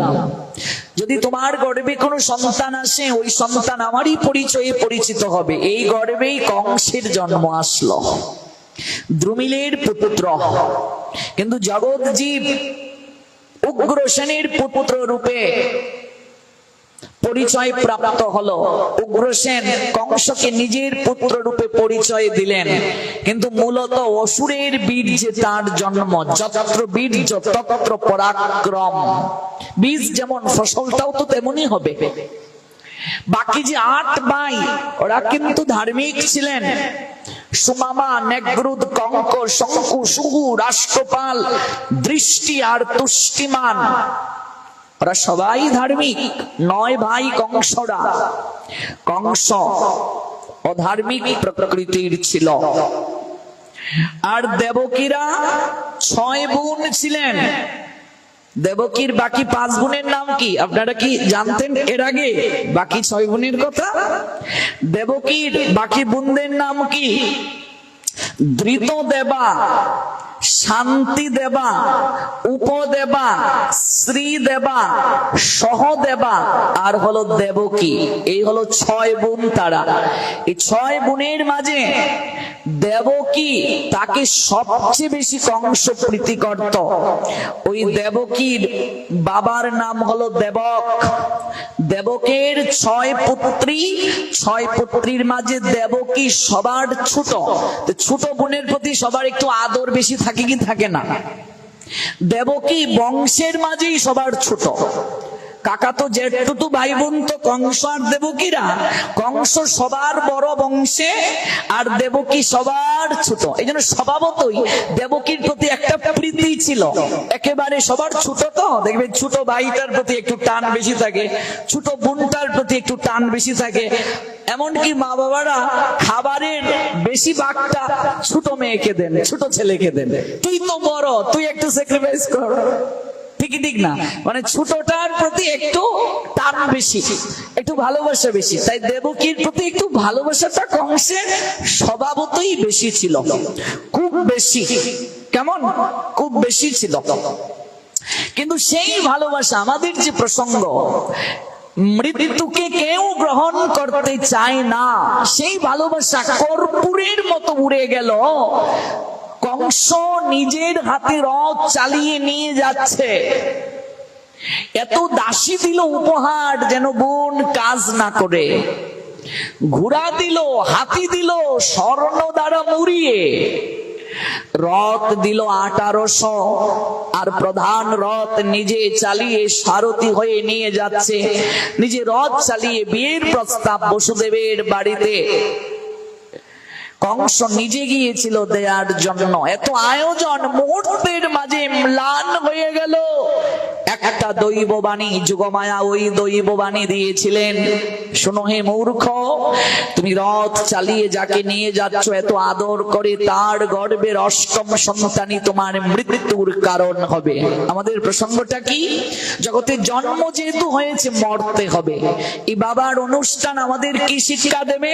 যে এই জগৎটা চিরকাল থাকার জায়গা না। বাবাকে তার ভক্তরা প্রশ্ন করেছিলেন, বাবা তুমি তো ত্রিকালদর্শী, অতীত বর্তমান ভবিষ্যৎ সবই তো তুমি জানো। বাবা 160 বছর তো জগতে প্রকট ছিলেন, তুমি তো সবই জানো বাবা, তুমি কি আর কিছুদিন থাকতে পারো না? বাবা তখন বলেছিলেন, আমি ইচ্ছে করলে আরো কয়েক শত বছর থাকতে পারি, কিন্তু প্রকৃতির যে বিধান, অমল সত্যের উচ্চারণ, জাতস্যহি ধ্রুবম মৃত্যু ধ্রুবম জন্ম মৃতস্য চ, এই বিধানকে অস্বীকার করার উপায় নাই। যার জন্ম হয়েছে তাকে মরতে হবে, যে জগতে এসেছে তাকে যেতে হবে। যারা সাধক, যারা মহামানব, যারা ত্রিকাল তত্ত্বজ্ঞ, ওনারা জগতের কল্যাণে দেহ ধারণ করেন, কার্য শেষ হয়ে গেলে আবার তারা মূল জায়গায় চলে যান। আর আমরা যারা দেহ ধারণ করেছি, আমরা পোশাক পরিবর্তন করি, খাও দাও ফুর্তি করো, আর এই মানুষ পোশাক শেষ, আরেকটা কুকুরের পোশাক, ছাগলের পোশাক, বিড়ালের পোশাক, তারপর কৃমিকীট, বৃকলতা, গুল্ম, তারপর মৎস্য, এই যে 84 লক্ষ জুনি আছে না, জলজা নব লক্ষানি স্থাবরা লক্ষ বিংশতি কৃময়া রুদ্র শঙ্কা পক্ষী নাম 10 লক্ষ নাম 30 লক্ষ জ্ঞানী পশব জন্ম 4 লক্ষানি মানুষা। এই যে বারবার আমরা ঘুরছি একটার পর একটা পোশাক পরিবর্তন করে, আমরা কেবল খাবো দাবো ফুর্তি করব, কিন্তু মহাপুরুষ মহামানব যারা, ওরা নিজের প্রয়োজনে দেহ ধারণ করেন না। ওনারা জগতের কল্যাণে নিজের জীবনকে উৎসর্গ করেন। ওনারা জগৎকে জানিয়ে যান, এসেছিস একটা দাগ রেখে যা। সাধারণ মনুষ্য কেমন করে দেবতার আসনে চলে যায় ভাবুন। একমাত্র লোকনাথ ব্রহ্মচারী বাবা, যার কোনো দীক্ষিত শিষ্য নেই, কিন্তু অথচ গিয়ে দেখুন এই সারা পৃথিবীতে লক্ষ লক্ষ লক্ষ বাবার মন্দির রয়েছে, বাবার অনুসারী রয়েছে। বাবা দীক্ষা দিয়ে যাননি কেন? কারণ আমরা দিন থেকে দিন দেখবে দল কানা হয়ে যাচ্ছি, গুরুবাদটা আমাদের মাঝে প্রবল হয়ে দাঁড়িয়েছে। বাবা জানতেন, তিনি তো ত্রিকালজ্ঞ, সব জানেন ভবিষ্যৎ সম্পর্কে।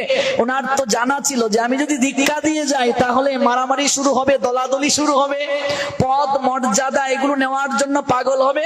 তাই আমার কাছে সবাই সমান, সবাই আমার ভক্ত।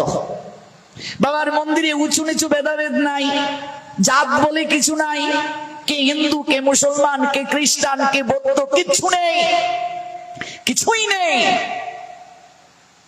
সবাই বাবার অনুসারী। এজন্য বাবা বাণীতে বলেছিলেন, ওরে আমার চরণ ধরিস না, আমার আচরণ ধর। Whatever action a great man performs, common men follow, and whatever standards by exemplary acts, all the world pursue. জগতে শ্রেষ্ঠ ব্যক্তিগণ যা আচরণ করে, অপর সাধারণ জন তাকে অনুকরণ করে। তিনি যা জগতের বুকে প্রমাণ রেখে যান, সবাই সেটিকে গ্রহণ করে, অনুসরণ করে। যেমন ইন্দ্রদুম্ন রাজা, তিনি যেই পুরীর মন্দির প্রতিষ্ঠা করলেন, ব্রহ্মাকে স্বয়ং পৌরোহিত্য প্রদান করেছিলেন। জগন্নাথ যার মাধ্যমে জগতে প্রকাশ পেলেন, সেই ইন্দ্রদুম্ন রাজাকে ভগবান বলেছিলেন, মহারাজ আমার কাছে তুমি বর প্রার্থনা করো, কি চাও? ইন্দ্রদম্ন রাজা প্রণাম দিয়ে ভগবান জগন্নাথকে বলেছিলেন, যদি কিছু দিতে হয় তুমি আমাকে নির্বংশ বানিয়ে দাও। 18 জন পুত্র ছিল ইন্দ্রদম্ন রাজার। ভাবা যায় এই লীলা থেকে আমরা কি শিক্ষা নিচ্ছি? 18 জন পুত্র ছিল। এখনো পুরীতে গেলে দেখবে 18 নালা নামে একটা নালা আছে। ইন্দ্রদম্ন রাজার 18 পুত্রের প্রতীক। এই জায়গায় ব্রিজ নির্মাণ হতো না। ইন্দ্রদম্ন রাজা 18 জন পুত্রকে এই জায়গায় বলি দিয়েছিলেন, উৎসর্গ করেছিলেন ভগবান শ্রীহরির নামে। ওই জায়গায় ব্রিজ আছে, 18 নালা। ভগবান তখন বলছেন, কেমন বর চাইছো ইন্দ্রদম্ন? তুমি নিঃসন্তান হওয়ার বর চাইছো? রাজা ইন্দ্রদম্ন বললেন, যদি আমার সন্তান থাকে পরবর্তীতে ওরা কুকুরের মতো মারামারি করবে, বলবে এটা আমার পূর্বপুরুষেরা মন্দির বানিয়েছে, এটা আমাদের মন্দির। ভগবান ব্যক্তিগত হয় না, তখন অনুসারী রূপে বিভক্ত হয়ে যাবে। আমার বংশের ডালপালা শাখা প্রশাখা ভাগ হয়ে যাবে, আর এই মন্দির নিয়ে তখন মারামারি হবে। তাই আমার কোনো সন্তান যেন না থাকে। লোকনাথ ব্রহ্মচারী এই জন্য কাউকে দীক্ষা প্রদান করেন নাই। ভাবা যায় বাবার এই যে আদর্শ। একদিন কেবল লোকনাথ ব্রহ্মচারী বাবার শুধু লীলা আপনাদেরকে শ্রবণ করাবো, যেহেতু বাবার উদ্দেশ্যে অনুষ্ঠান, বাবার মহিমা একটু তো আমাদের জানা দরকার। ভাগবত তো অবশ্যই আমরা শুনবো, প্রতিবারই শুনি। ভাগবত তো আমরা শ্রবণ নিশ্চয়ই করব, কিন্তু বাবার কেবল একদিন লীলা, বাকি দুদিনের মাঝে শ্রবণ করাবো। জগতের তরি নিঃস্বার্থ ভাবে তিনি দিয়ে গেলেন আচরণের শিক্ষা, বিন্দু বিসর্গ। সেখানে স্বার্থ ভাব ছিল না। এই বারদির জমিদার যখন বাবার অলৌকিক গুণ দর্শন করে মোহিত হয়ে গিয়েছিল, বাবাকে প্রণাম দিয়ে বারদির জমিদার বলেছিল, বাবা তোমায় একটা কিছু দেওয়ার যে বড় আমার ইচ্ছে। কি দেব তোমায়? ত্রিকালদর্শী লোকনাথ ব্রহ্মচারী বাবা বললেন, আমায় কি দেবে রে? আমি তো যা যাব, আজ এই জায়গায় কাল ওই জায়গায় থাকি, কি দেবে আমায়? এমনকি বস্ত্রও ছিল না বাবার গায়ে। এই যে আমরা বাবার একটা চিত্রপট দেখি, এটা তো ওই জমিদার একটা ফটো, বারুদির জমিদার একটা ফটো তোলার ইচ্ছে জ্ঞাপন করলো। 1 সপ্তাহ বাবার চরণে পড়ে রয়েছিল, বাবা অনুমতি দেন নাই। তৎকালীন সময়ে একটা ফটো তুলতে গেলে বড় বড় মেশিন নিয়ে যেতে হতো। তখন একটা চাদর গায়ে বাবাকে দিয়েছিল জমিদার। ওই চাদরটা গায়ে দিয়ে বাবা ফটোটা তুলেছিলেন। নতুবা তো বাবা দিগম্বর ছিলেন, বস্ত্রহীন ছিলেন বাবা। যে অর্থাৎ যার এই দেহ সম্পর্কে কোনো জ্ঞান নাই, কামনা বাসনা যার জ্ঞান থাকে তারই তো বস্ত্রের প্রয়োজন হয়। যার কামনা নাই, বাসনা নাই, কিচ্ছু নাই, তার আবার বস্ত্র কিসের প্রয়োজন? আর তার আবার জায়গা জমি, এগুলো নিয়ে আমি কি করব? জমিদার ছাড়বে না, চরণ পড়ে রইল।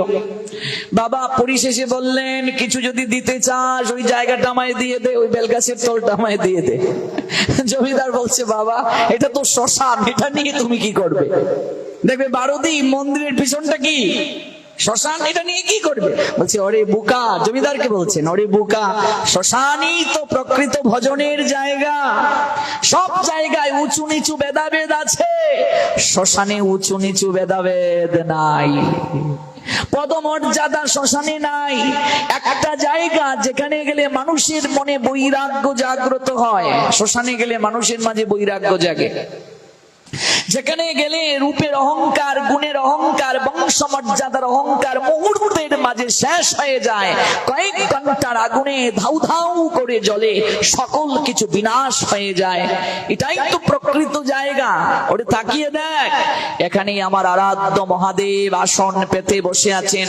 লোকনাথ ব্রহ্মচারী বাবা তিনি তো মহাদেবকে আরাধ্য রূপে গ্রহণ করেছিলেন।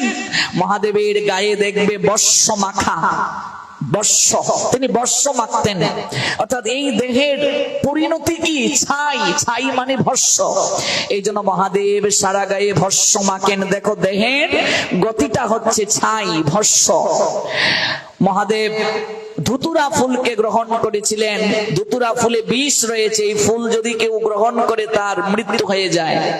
ধুতুরা ফুল মহাদেবের সবচেয়ে প্রিয়। এই সংসার বিষের জায়গা। হলাহল নামক বিষ সমুদ্র মন্থনে মহাদেব কণ্ঠে রেখে নীলকণ্ঠ হয়েছিলেন। এই সংসারের বিষয় বিষ একমাত্র বৈষ্ণবানাং ইয়াতা শম্ভু, মহাদেব যেমন বৈষ্ণবের মাঝে প্রধান, একমাত্র বৈষ্ণবী পারেন এই সংসারের বিষয় বিষ আপনাকে দূর করিয়ে দিতে। এই জন্য বৈষ্ণব চরণে মজ গুছিবে অনিষ্ট। দেবতা আর অসুরদের মাঝে মারামারি হলো, এই অমৃতের ভাণ্ড নিয়ে মারামারি হলো। আপনারা জানেন গরুর নিয়ে গিয়েছিল এই ভাণ্ড, তার মাকে দেবে। ভারতবর্ষের 3 জায়গায় বিন্দু বিন্দু রূপে অমৃত পড়েছিল। ওই যে কুম্ভ হয়ে গেল, এখানেও 1 বিন্দু অমৃত পড়েছিল। গরুর যখন নিয়ে গিয়েছিল, আমরা যে কুম্ভ বলি, কুম্ভ শব্দের অর্থ হচ্ছে কলস, ওই কলসের মাঝে অমৃত ছিল। গরুর নিয়ে গিয়েছিল তার মাকে দাসী বৃত্তি থেকে মুক্ত করার জন্য। এগুলো মহাভারতে আছে, পাবেন, ভাগবতেও আছে। গরুর যখন কুম্ভটাকে নিয়ে গিয়েছিল, ভারতবর্ষের 3 জায়গায় 3 বিন্দু অমৃত পড়েছিল। এই জায়গায় গিয়ে যদি কেউ স্নান করে অমৃত স্নান হয়, তার আর জন্ম মৃত্যুর চক্রাকারে ঘুরতে হয় না। এই জন্যই তো কুম্ভতে কোটি কোটি লোকের সমাগম হয়েছিল। শুধু গেলেই তো আর হবে না, আরো অনেক বিষয় রয়েছে। ওই কুম্ভ যখন গরুর নিয়ে গিয়েছিল, তখন ওই যমুনার তীরে খেলি কদম্ব বৃক্ষের ডালের মাঝে কিছুটা সময় কুম্ভটাকে নিয়ে গরুর বিশ্রাম নিয়েছিল।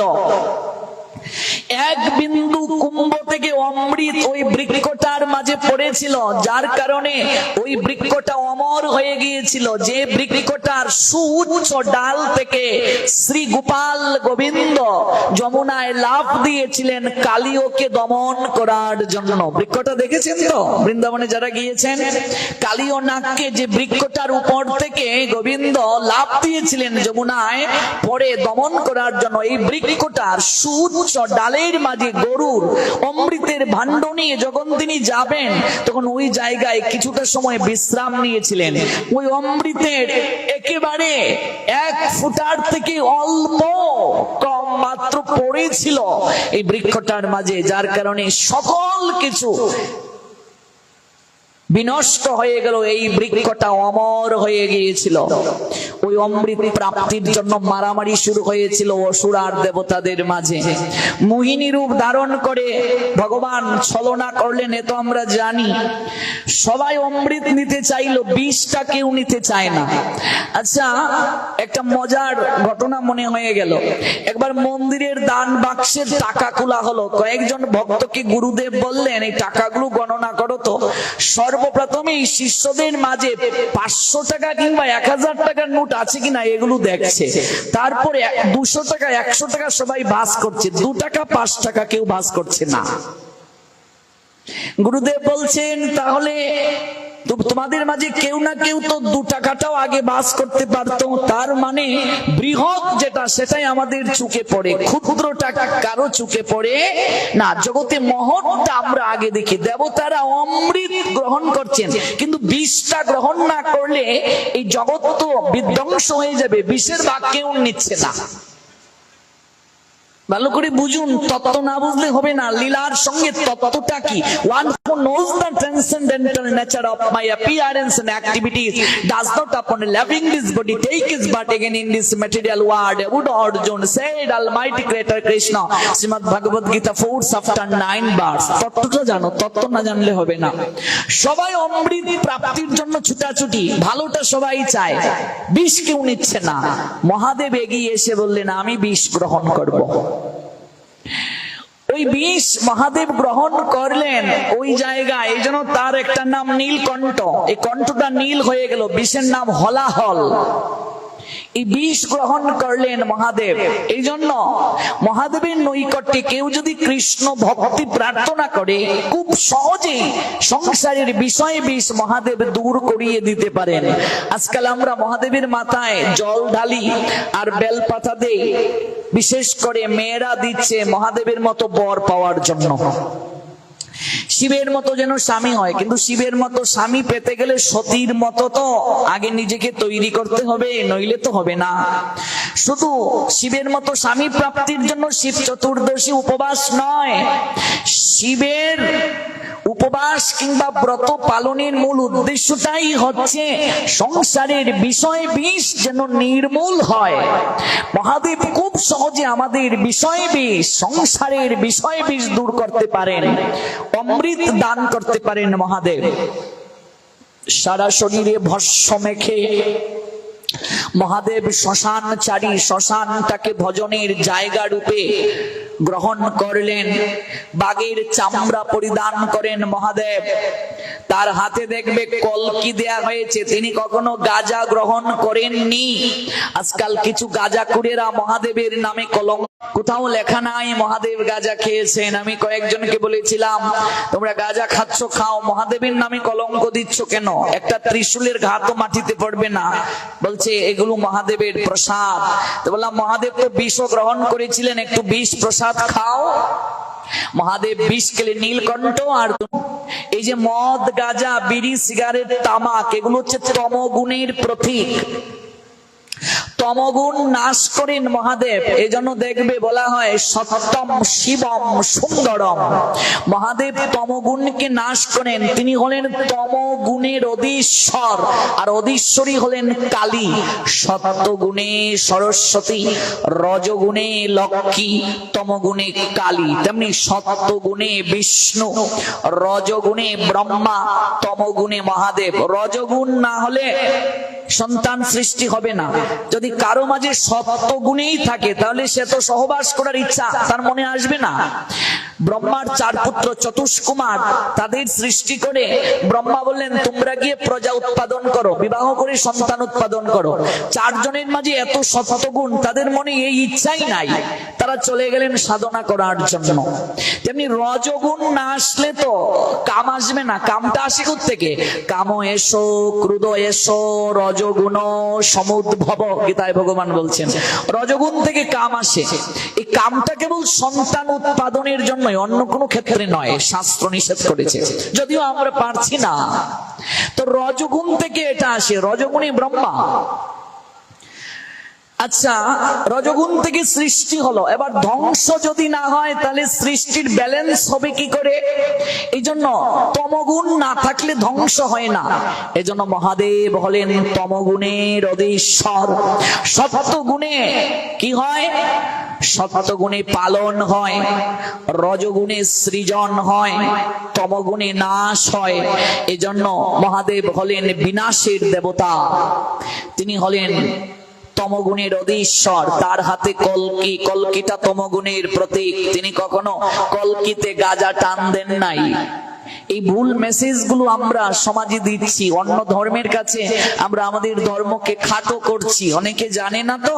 বিধর্মীরা আমাদের প্রশ্ন করে, আমরাও সদুত্তর দিতে পারি না। একটু আমাদের এই বিষয়গুলো পড়াশোনা করা দরকার। তমগুণের অধীশ্বর তিনি। ত্রিশূল হাতে নিয়ে আছেন, 3টা শূল ত্রিগুণের প্রতীক। সত্য, রজ, তম, 3টা দুঃখের প্রতীক। আধ্যাত্মিক, আদি ভৌতিক, আদি দৈবিক। তারপর দেখবেন সর্প তার গলের মাঝে ঝুলে আছে। সর্প হলো 80 বিষ, তার একটা নাম। সর্পের মাঝে বিষ থাকে। সর্পটা হলো মায়া কুণ্ডলিনী সর্প। এই মায়া সর্পকে আমরা গলায় পেঁচিয়ে আছি। মহাদেব কৃপা করলেই কেবল এটি সম্ভব। এ থেকে আমরা পরিত্রাণ প্রাপ্ত হব। মহাদেব নৃত্যের মাধ্যমে ভগবান প্রাপ্ত হয়েছেন, এই জন্য তার একটা নাম হচ্ছে নটরাজ। তিনি যখন নাচতে শুরু করেন, স্বয়ং ভগবান পর্যন্ত তার নৃত্যে মোহিত হয়ে যান। ওই নারদ যখন বৈকুণ্ঠ থেকে প্রসাদ নিয়ে গিয়েছিলেন, তখন শিবলোকে এসে এমন ভাবে নৃত্য করছেন, মহাদেব তখন নারদকে বলছেন, দেবর্ষি তুমি তো সবসময়ই ভগবানের নাম গুণগানে মত্ত থাকো, কিন্তু আজ একটু বিশেষ ভাবে তোমাকে আনন্দিত দেখাচ্ছে, কারণটা কি বলো? নারদ বলেছিলেন, আমি প্রভুর প্রসাদ গ্রহণ করেছি। মহাদেব বললেন, হে দেবর্ষি তুমি এতটা স্বার্থপর হয়ে গেলে, তুমি একা একা প্রভুর প্রসাদ গ্রহণ করলে, আমাকে একটু প্রদান করতে পারতে, একটু দিলে না আমায়? একটু প্রসাদ কি তোমার অঙ্গুলিতে লেগে আছে? একটু আমায় দাও। নারদ দেখলেন কনিষ্ঠ অঙ্গুলির মাঝে একটা বিন্দু অন্নের দানা লেগে আছে। আমরা তো প্রসাদের মর্যাদা দেই না। দেখুন প্রসাদের মর্যাদা কি। প্রসাদ এমন ভাবে গ্রহণ করবে যেন আকাঙ্ক্ষা থাকে। প্রসাদ কখনো পেট পুরে পাবে না। আজকাল সাধুদের মাঝে একটা স্লোগান হয়, বৈষ্ণবীয় সাধুরা বলে, কিছু মূর্খরা, যে আকণ্ঠ করিয়া করো প্রসাদ ভোজন। কোন জায়গায় আছে এগুলো লেখা? আকণ্ঠ করিয়া করো প্রসাদ ভোজন, উচ্চেশ্বরে করো হরি নাম সংকীর্তন। যদি গলা পর্যন্ত কেউ প্রসাদ খায়, সে তো তখন তমগুণে ঘুমিয়েই যাবে। সে আবার হরিনামটা করবে কখন? হ্যাঁ, যত পারো খাও, হরিনাম করো, এত সহজ। প্রসাদ কতটুকু গ্রহণ করবে? বিজ্ঞান কি বলছে? বিজ্ঞানের সঙ্গে ভাগবতের একটা মিল আছে। 5 ভাগের মাঝে 3 ভাগ অন্ন দ্বারা এই পেট ভরবে। বিজ্ঞান বলছে 1 ভাগ জল দ্বারা, 1 ভাগ বিশুদ্ধ বাতাস দ্বারা, এই হচ্ছে 5 ভাগ। আমাদের ভাগবত বলছে প্রসাদ পাবে যেন আকাঙ্ক্ষা থাকে। 5 ভাগের মাঝে 3 ভাগ। আপনার যতটুকু ক্ষুধা আছে 5 ভাগ ক্ষুধা, প্রসাদ পাবেন 3 ভাগ, যেন আকাঙ্ক্ষা থাকে। প্রসাদ এমন ভাবে গ্রহণ করতে হবে যেন প্রসাদের মাঝে অশ্রদ্ধা না আসে, বিতৃষ্ণা না আসে। যারা সার্ভিস করবে তারা যেন জোর করে না দিয়ে দেয়, না না না না না না আরে একটু নেন, আর একটু নেন, জোর করে দিয়ে দিল, আর তখন পেতে পারছে না, ফেলে উঠে গেল। কিংবা সবার সঙ্গে বসেছে, ফেলতেও পারছে না, কিন্তু শ্রদ্ধা নাই, জোর করে পেল, তাহলে প্রসাদের মর্যাদা রইল না। আবার আরেকটা হয়, 3 জন 4 জন 5 জনের প্রসাদ আমি একাই নিয়ে গেলাম, আর বাকি 3 জন পেল না। এরকম প্যাকেট সিস্টেম বলে প্রায় জায়গায় হয় এরকম দৃশ্য। আমি টাঙ্গাইল গিয়েছি, 1ম তারিখে এমন ভক্ত হয়েছে, হাজার হাজার ভক্ত। তো একজনে 5টা 7টা 10টা প্যাকেট নিয়ে গিয়েছে, বাকি 200-300 জনের প্রসাদ নাই। এরকম প্রায় জায়গায় হয়। কিন্তু মনে রাখতে হবে, সে 1 বিন্দু হলেও যেন সবাই পায়। আমি 10 প্যাকেট নিয়ে যাব আর বাকি জন পাবে না, এমন যেন না হয়। তো প্রসাদ সার্ভিসের ক্ষেত্রেও সতর্কতা অবলম্বন করতে হবে, প্রসাদ গ্রহণের ক্ষেত্রেও সতর্কতা অবলম্বন করতে হবে। এই প্রসাদ মর্তধামে মা দুর্গার কৃপায় আমরা পেলাম। স্বয়ং মা দুর্গা কৃপা করে প্রসাদ দিলেন। নতুবা এই প্রসাদ এটা ইহজগতের আহার নয়, মর্তধামের এটা কখনো আহার নয়, এটা চিন্ময় ধামের আহার। এটা মা দুর্গার কৃপায় আমরা পেয়েছি। স্বয়ং দেবর্ষি নারদ শত শত বছর মা লক্ষ্মীর আরাধনা করেছিলেন, চরণ সেবা করেছিলেন, তাকে সন্তুষ্ট করে বর প্রার্থনা করেছিলেন প্রভুর প্রসাদ প্রাপ্তির। এটা সহজে আমরা প্রাপ্ত হই নাই। আজকে যারা আমরা নিয়মিত প্রসাদ পাচ্ছি, আমার তো অনেক বছর হয়ে গেছে আমি প্রসাদ পাচ্ছি এটাও বলা যাবে না, চেষ্টা করছি, কারণ এখনো তো প্রসাদ জ্ঞান আমার হয় নাই। প্রসাদ জ্ঞান কবে যে হবে, এখনো তো একটু লবণ কম হলে বলি লবণ কম হয়েছে, লবণ দাও। মরিচ বেশি হয়ে গেলে বলি মরিচ দাও। কেমন প্রসাদ জ্ঞান তো হয়নি। শত শত বছর মা লক্ষ্মীর আরাধনা করে, লক্ষ্মীকে সন্তুষ্ট করে ওই প্রসাদ মর্তধামে নারদ আনয়নের জন্য চেষ্টা করেছিলেন। আর সেখান থেকে প্রসাদ গ্রহণ করে নাচতে নাচতে এক গ্রহ থেকে আরেক গ্রহে যাচ্ছেন। এগুলো পাবেন চৈতন্য মঙ্গল গ্রন্থে, লোচন দাস ঠাকুর লিপিবদ্ধ করেছেন এই লীলা। আর মহাদেবের নৈকট্যে যখন এলেন, মহাদেব তখন বলছেন, তুমি এতটা স্বার্থপর কি করে হলে দেবর্ষি? দেখো তোমার অঙ্গুলির কোন কোণে 1 দানাও লেগে আছে কিনা। কনিষ্ঠ অঙ্গুলিতে 1 দানা লেগে আছে, এটি আমায় দাও। অঙ্গুলিটা নিয়ে মহাদেব সেই প্রসাদ গ্রহণ করলেন। প্রসাদ প্রাপ্ত হয়ে মহাদেব অষ্টসাত্ত্বিক ভাবে বিভোর হয়ে গেলেন, নাচতে শুরু করলেন। তার নাম তো নটরাজ। এমন ভাবে নৃত্য করছেন যেন ভূমিকম্প হচ্ছে। সবাই ভয় পেয়ে গেল, দেবতারা পর্যন্ত ভয় পেয়ে গেছে।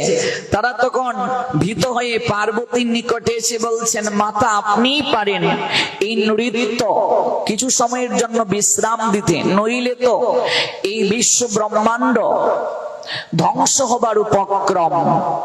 পার্বতী তখন গিয়ে প্রণতি নিবেদন করে বলছে, প্রাণনাথ তুমি এমন করে নৃত্য করছো কেন? তোমার এত আনন্দ কেন? বলছে, আমি প্রভুর প্রসাদ প্রাপ্ত হয়েছি। পার্বতী তখন বললেন, তুমি তুমি আমায় এত ভালোবাসো, আমি যখন সতী রূপে ছিলাম তখন তুমি আমার বিয়োগ বেদনা সহ্য করতে না পেরে তুমি আমার সবকে মস্তকে নিয়ে এমন ভাবে নৃত্য করেছিলে, বিশ্ব ব্রহ্মাণ্ড ধ্বংসের উপক্রম হয়েছিল। সুদর্শন চক্র দ্বারা তখন প্রভু নারায়ণ 51 জায়গায় আমার দেহটাকে খণ্ডিত অংশ ফেলেছিলেন, 51 সতীপীঠ হলো। পার্বতী রূপে আমি 5 দিন কৈলাস থেকে মর্তে যাই বেড়াতে। আমি বাঙালির ঘরে উমা, ঘরের মেয়ে, তুমি আমায় দেখে থাকতে পারো না বলে ছত্র রূপে পিছন থেকে তুমি যাও, আর তুমি আমায় রেখে প্রসাদ পেয়ে নিলে, এতটা স্বার্থপর হয়ে গেলে। পার্বতীর ক্রোধ এসে গেল, তার একটা নাম ত্রিনয়নী। এই 2 ভ্রুযুগলের মাঝখানে মাতা পার্বতীর একটা চক্ষু আছে, রেগে গেলে এই চক্ষু থেকে লক লক করে আগুন বের হয়। এতটা তিনি ক্রোধান্বিত হলেন, তাপ কেউ সহ্য করতে পারছে না, ভীত হয়ে গেলেন সবাই। এবং তিনি ক্রোধ এমন ভাবে প্রদর্শন করছেন যে ব্রহ্মাণ্ডকে তিনি জ্বালিয়ে দেবেন। স্বয়ং প্রভু পদ্ম পলাশ লোচন এলেন, পার্বতীকে স্তুতি করে বলছেন, মাতা হে দেবী, তুমি এই ক্রোধ প্রশমন করো, আমি তোমায় প্রসাদ দেব। পার্বতী বললেন, আমি এতটা স্বার্থপর নই, আমি তো মা, আমি একা প্রসাদ পাবো, আমার সন্তানেরা এই কৃপা থেকে বঞ্চিত হবে, এটা তো মানতে পারি না। এখানে দেখুন, পুরুষ থেকে নারীর মাঝে মমতাটা একটু বেশি। পার্বতীর কাছে অঙ্গীকারবদ্ধ হলেন প্রভু, যথাজ্ঞে তোমার ইচ্ছে পূরণ হবে। এই পার্বতী কমলা দেবী রূপে আবির্ভূত হলেন, বিমলা দেবী রূপে আবির্ভূত হলেন। পার্বতীরই একটা রূপ কমলা আর একটা রূপ বিমলা। বিমলা রূপে জগন্নাথ পুরীতে রইলেন। এই জন্য জগন্নাথকে যে 56 ব্যঞ্জন দেয়া হয়, এই ব্যঞ্জনটা পরবর্তীতে মাতা পার্বতী অর্থাৎ বিমলা দেবীর মন্দিরে দেয়া হয়। ওই প্রসাদটা পরবর্তীতে আমরা পাই, ওই মর্তদামে পার্বতীর কৃপায় আমরা প্রসাদ পেলাম। পার্বতীর কৃপায় এই প্রসাদ অহৈতুকী কৃপা প্রদান করে। এটা দেহের প্রসাদ, ইন্দ্রিয়কে এই প্রসাদ নিয়ন্ত্রিত করে, পরিশুদ্ধ করে। আর এতক্ষণ আমরা যে প্রসাদ গ্রহণ করছি, এটা হচ্ছে আত্মার প্রসাদ। হরি নামামৃত, হরি কথামৃত, হরি প্রেমামৃত। এই জন্য মহাদেব নটরাজ, যে প্রসঙ্গ থেকে আমরা এত দূর গেলাম, নৃত্যের মাধ্যমে ভগবানকে তিনি সন্তুষ্ট করলেন। আর সেই মহাদেবের আরাধনা করলেন ত্রিকালদর্শী লোকনাথ ব্রহ্মচারী বাবা। সাধনার এমন কোন স্তর নেই যে স্তরে তিনি নিজেকে পর্যবসিত করেন নাই, সব স্তরে তিনি সাধনা করেছেন। ভাবা যায় তৎকালীন সময়ে পদব্রজে একেবারে চীন পর্যন্ত গিয়েছেন, কল্পনা করা যায়, ভাবা যায়, পদব্রজে পায়ে হেঁটে হেঁটে। আমার সৌভাগ্য হয়েছিল বাবার জন্মস্থানে যাওয়ার, মামার বাড়িতে যাওয়াও। এমনকি বাবার যে বাল্য বন্ধু বেনি মাধব, তার জন্মস্থানেও আমার যাওয়ার সুযোগ হয়েছে। তারপর ভগবান গাঙ্গুলি, তার আবির্ভাব স্থানে যাওয়ার সুযোগ হয়েছে। আমি যখন ভারতে হরিকথা প্রচার করতে গিয়েছিলাম, তখন এই উত্তর 24 পরগনায় তো পড়েছে, এখন বারাসাতটা উত্তর 24 পরগনা জেলায় এখন পড়েছে, পশ্চিমবঙ্গ। ওই জায়গায় আমার যাওয়ার সুযোগ হলো। একেবারে চাকলার কাছেই আমার এক ক্লোজ ভক্ত যে দুবাই থাকে, দুবাই আমাকে 2 মাসের জন্য সে প্রোগ্রামে আয়োজন করে আমায় আমন্ত্রণ করেছিল, অজিত চৌধুরী। তিনি ওই জায়গায় থাকেন চাকলার কাছে। তো এখানে আমার যাওয়ার সুযোগ হয়েছিল, দর্শনের সুযোগ হয়েছিল। আর এই ছোটবেলা থেকেই বাবার প্রতি আমার একটা তীব্র অনুরাগ ছিল, লোকনাথ ব্রহ্মচারী বাবার প্রতি। এবং এই বাবা মুক্তজ্ঞ, মানে অর্থাৎ বন্ধন থেকে মুক্ত, বাহিরে তিনি ত্রিগুণের অতীত। ভগবান গীতায় বলছেন, গুণাতীত না হলে কেউ কখনো আমার কৃপা লাভ করতে পারে না। সত্য, রজ, তম, এই হচ্ছে 3টা গুণ। আর 3 গুণের অতীত, 3 গুণের যদি উপরে না উঠা যায় অর্জুন, কেউ কখনো আমার কৃপা লাভ করতে পারে না। তো আমরা তো অনেকেই সত্য গুণেই পৌঁছাতে পারি নাই, আমরা ত্রিগুণাতীত, গুণের উপরে আমরা কি করে উঠবো? ত্রিগুণাতীত, ত্রিগুণের উপরে। এই জন্য সর্বভূতে সর্বভূতে ঈশ্বর দর্শনের যে অনুভূতি, এটা আমরা বাবার লীলাতে পাই। এক জনৈক ভক্ত বাবাকে আমন্ত্রণ করেছিলেন যে বাবা একটু প্রসাদ গ্রহণ করবে। বাবা তখন কুকুরের রূপ ধারণ করে সেই গৃহে গমন করেছিলেন। লাঠি দিয়ে প্রহার করা হলো, গৃহকর্তা লাঠি দিয়ে প্রহার করলেন। সারাদিন অপেক্ষা করে বাবাকে প্রাপ্ত না হয়ে সন্ধ্যাবেলা এসে প্রণতি নিবেদন করে বলছে, বাবা এতটাই অপরাধী, নিমন্ত্রণ রক্ষা করলে না, একটু এই গরিবের সাকন্য গ্রহণ করলে না। বাবা তখন বললেন, গিয়েছিলাম রে, পেট পুরে খেয়ে এসেছি, গিয়েছিলাম পেট পুরে খেয়ে এসেছি। বলছে কখন গেলে বাবা? তখন বাবা পিঠটা দেখিয়ে বলছেন, এই একটিবার তাকিয়ে দেখ, তাকিয়ে দেখ। জনৈক গৃহকর্তা পিঠের দিকে তাকিয়ে দেখছে, কালো কালো দাগ দেখা যাচ্ছে। বাবা এই দাগগুলো কিসের? বলছে ওই যে নিমন্ত্রণ রক্ষা করতে গিয়েছিলাম, বেদম লাঠি দিয়ে মারলি। গৃহকর্তা আর বুঝার বাকি রইল না, বাবা আমরা অধম সন্তান, তোমার লীলা কি করে বুঝবো? বাবা কুকুর রূপ ধারণ করে গেলেন। এটা গীতারই একটা শ্লোক, এই শ্লোকটাকে প্রমাণ করলেন বাবা। গীতায় ভগবান বলছেন, যতদিন পর্যন্ত কুকুর, চণ্ডাল, ব্রাহ্মণ উভয়কে সমজ্ঞানে না দেখতে পারবে অর্জুন, ততদিন পর্যন্ত তুমি আমার কৃপা লাভ করতে পারবে না। এত সহজ। আমরা তো এক ভক্ত আরেক ভক্তকে দেখতে পারি না। যেজন গৌরাঙ্গ বোঝে সে হয় আমার প্রাণ, ভোরবেলা গান গাই, আর তারপর একজন আরেকজনকে দেখতে পারি না, মারামারি কাটাকাটি, এ চুইলে খাবো না, এ রান্না করলে খাবো না, এই না সেই না, কি যে পরম্পরা আছে সব আছে, এরপরও খাবো না, ছুবো না, এই না সেই না। কিন্তু কুকুরের মাঝে ভগবান আছেন, ব্রাহ্মণের মাঝে ভগবান আছেন, চণ্ডালের মাঝে ভগবান আছেন, এই সবার মাঝে যে ভগবান আছেন, এই ভাবটা যতদিন পর্যন্ত না আসবে ততদিন পর্যন্ত অর্জুন আমার কৃপাকেও প্রাপ্ত হবে না। বাবা তাই লীলা করে দেখালেন, কুকুর রূপ ধারণ করে গেলেন নিমন্ত্রণ রক্ষা করতে, কুকুর রূপ ধারণ করে। একটা কুকুর যদি কারো বাড়িতে যায়, সে যদি পাকঘরের দিকে যায়, তাকে কেউ কি কখনো আদর করবে? নাম ব্রহ্মের আরাধনা করতেন এই কালনায়, ভারতের বর্ধমান কালনা, যার নাম ভগবান দাস বাবাজি মহারাজ। তিনি উড়িষ্যার ছিলেন, উড়িয়া।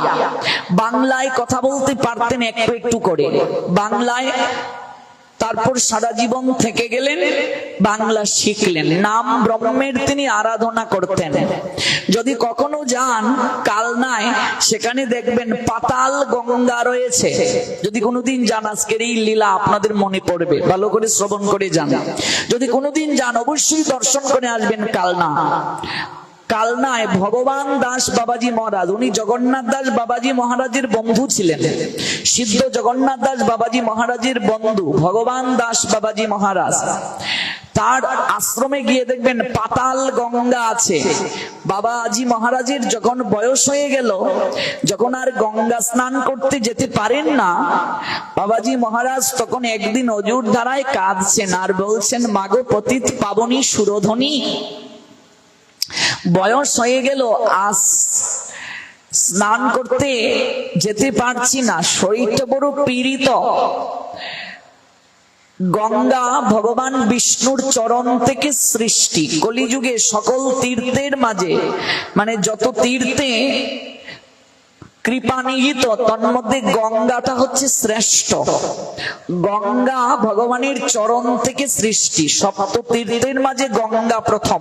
গঙ্গা, যমুনা, গোদাবরী, সরস্বতী, নর্মদা, সিন্ধু, কাবেরী, এই যে সপ্ত তীর্থ, সপ্ত তীর্থের মাঝে গঙ্গাটা হচ্ছে প্রথম। ভাগবতে একটা শ্লোক আছে, সেখানে দেখবে গঙ্গার কথা বলা হয়েছে। বৈষ্ণবের মাঝে মহাদেব হচ্ছেন শ্রেষ্ঠ, তেমনি হচ্ছে গঙ্গা। গঙ্গা কৃপা করেছেন। কোথায় আছে? ভাগবতের দ্বাদশ স্কন্ধ 13তম অধ্যায় 16 এবং 17 নং শ্লোক। সেখানে বলা হয়েছে, নিম্ন গানাং ইয়াতা গঙ্গা। কেমন? গঙ্গা হচ্ছেন শ্রেষ্ঠ, দেবানাম অচ্যুত ইয়াতা, বৈষ্ণবানাং ইয়াতা শম্ভু, পুরাণা নামিদং ইয়াতা, ক্ষেত্রানাঞ্চ সর্বেসং ইয়াতা, কাশী হন্নুত্তমা তথা পুরাণ ব্রতানাম শ্রী ভাগবতং দ্বিজ।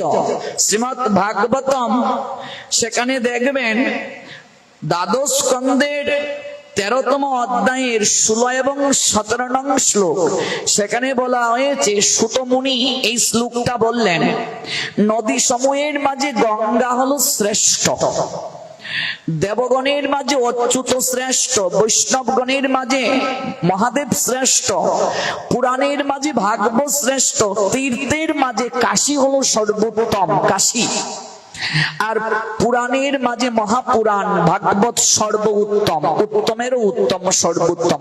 তো গঙ্গা শ্রেষ্ঠ কেন? গঙ্গা গোবিন্দের চরণ থেকে সৃষ্টি। পতিত পাবনী বলা হয় গঙ্গাকে। মহাপাপীও যদি গঙ্গায় অবগাহিত হয় তাহলেও তার পড়া মুক্তি লাভ হয়। আপনাকে গঙ্গায় স্নানেরও প্রয়োজন নেই। মৃত্যুকালে কেউ যদি একবার গঙ্গা এটা উচ্চারণ করে দেহ রাখতে পারে তাহলেও সে বিষ্ণু চরণ লাভ করবে। এই জন্য দেখুন বলা হয়েছে গঙ্গা, গীতার গুজ্জ নামে প্রথম কি বলা হয়? গঙ্গা, গীতা, সাবিত্রী, সীতা, সত্যা, প্রতিব্রতা, ব্রহ্মাবলী, ব্রহ্মবিদ্যা, ত্রিসন্ধ্যা, মুক্তিগেহিনী, অর্ধমাত্রা, চিদানন্দা, ভবগ্নি, ভ্রান্তিনাশিনী, বেদত্রয়ী, পরানন্দা, তত্ত্বার্থ জ্ঞান মঞ্জুরি। এরপরে কি বলা হয়েছে? ইত্যাদি তানি জপে নিত্যং নর নিশ্চল মানস, জ্ঞান সিদ্ধি লভে নিত্যং তথান্তে পরমং পদম। মানুষেও যদি কেউ এই যে নামগুলো শ্রবণ করে সঙ্গে সঙ্গে এগুলোতে অবগাহিত হয় আর পরম ধামে তার গমন হয়। আপনি গঙ্গা উচ্চারণ করেও যদি দেহ রাখেন, আর কিছু করা লাগবে না, গঙ্গা একথা বলে মরে গেলেন, তাতে আপনার বিষ্ণু চরণ লাভ হবে। কিন্তু শেষ সময়ে গঙ্গা উচ্চারণের শক্তি থাকবে তো, পরিবেশ থাকবে তো। এই জন্য গঙ্গা পতিত পাবনী, সুরধ্বনি তিনি। ভগবান দাস বাবাজি মহারাজ তিনি বলছেন, মাগো পতিত পাবনী, অবিস্নাত হওয়ার সামর্থ্য নেই, কিন্তু মন যে বড় ব্যাকুল, আজকে স্নান করতে পারলাম না। স্বয়ং পতিত পাবনী গঙ্গা বেকুল হয়ে গেলেন, এত কোমল স্বরে, মধুর স্বরে আর নয়নের নীর বর্ষণ করে, নীর মানে জল, নয়নে জল বিসর্জন করে, অর্থাৎ অশ্রু বিসর্জন করে ভগবান দাস বাবাজি মহারাজ এমন ভাবে বলছেন, পতিত পাবনী সুরধনী গঙ্গা আর স্থির থাকতে পারলেন না। আমরা গঙ্গায় যাই স্নান করতে, স্নান করে পবিত্র হতে, পতিত পাবনী সুরধনী গঙ্গা তিনি অপেক্ষা করেন। কি অপেক্ষা? যথার্থ বৈষ্ণবের চরণ ধুলি প্রাপ্তির জন্য। এই জন্য পতিত পাবনী সুরধনী গঙ্গা তিনি ওই আশ্রমের মাঝে এসে আবির্ভূত হলেন। কালনা এখনো গিয়ে দেখবেন পাতাল গঙ্গা, আমার অনেকবার যাওয়ার সুযোগ হয়েছে। পাতাল গঙ্গা, এখানে জল যখন বৃদ্ধি পায় এখানেও বাড়ে, জোয়ার ভাটা হয়, দেখবে কি সুন্দর করে ওই জায়গাটা পাকা করে রাখা হয়েছে। ওই গঙ্গার সঙ্গে ভেতরে লিঙ্ক আছে ভগবান দাস বাবাজি মহারাজের কুটির কালনা। নাম ব্রহ্মের মন্দির আছে, 16 নাম 32 অক্ষর, নামার নামি যে অবেদ। ভগবান দাস বাবাজি মহারাজ কেবল নামের সেখানে সেবা করেন। স্বয়ং পতিত পাবনী মা গঙ্গা এসে প্রাতকালে ডাকছেন, ভগবান দাস কে আমায় এমন করে ডাকছে?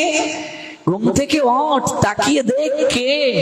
ভগবান দাস বাবাজি মহারাজ চক্ষু করলেন, বলছেন, তোর কষ্ট করে যেতে হবে না রে, আমি স্বয়ং এসেছি আজ তোর নিকটে একটু তোর চরণকে স্পর্শ করার জন্য।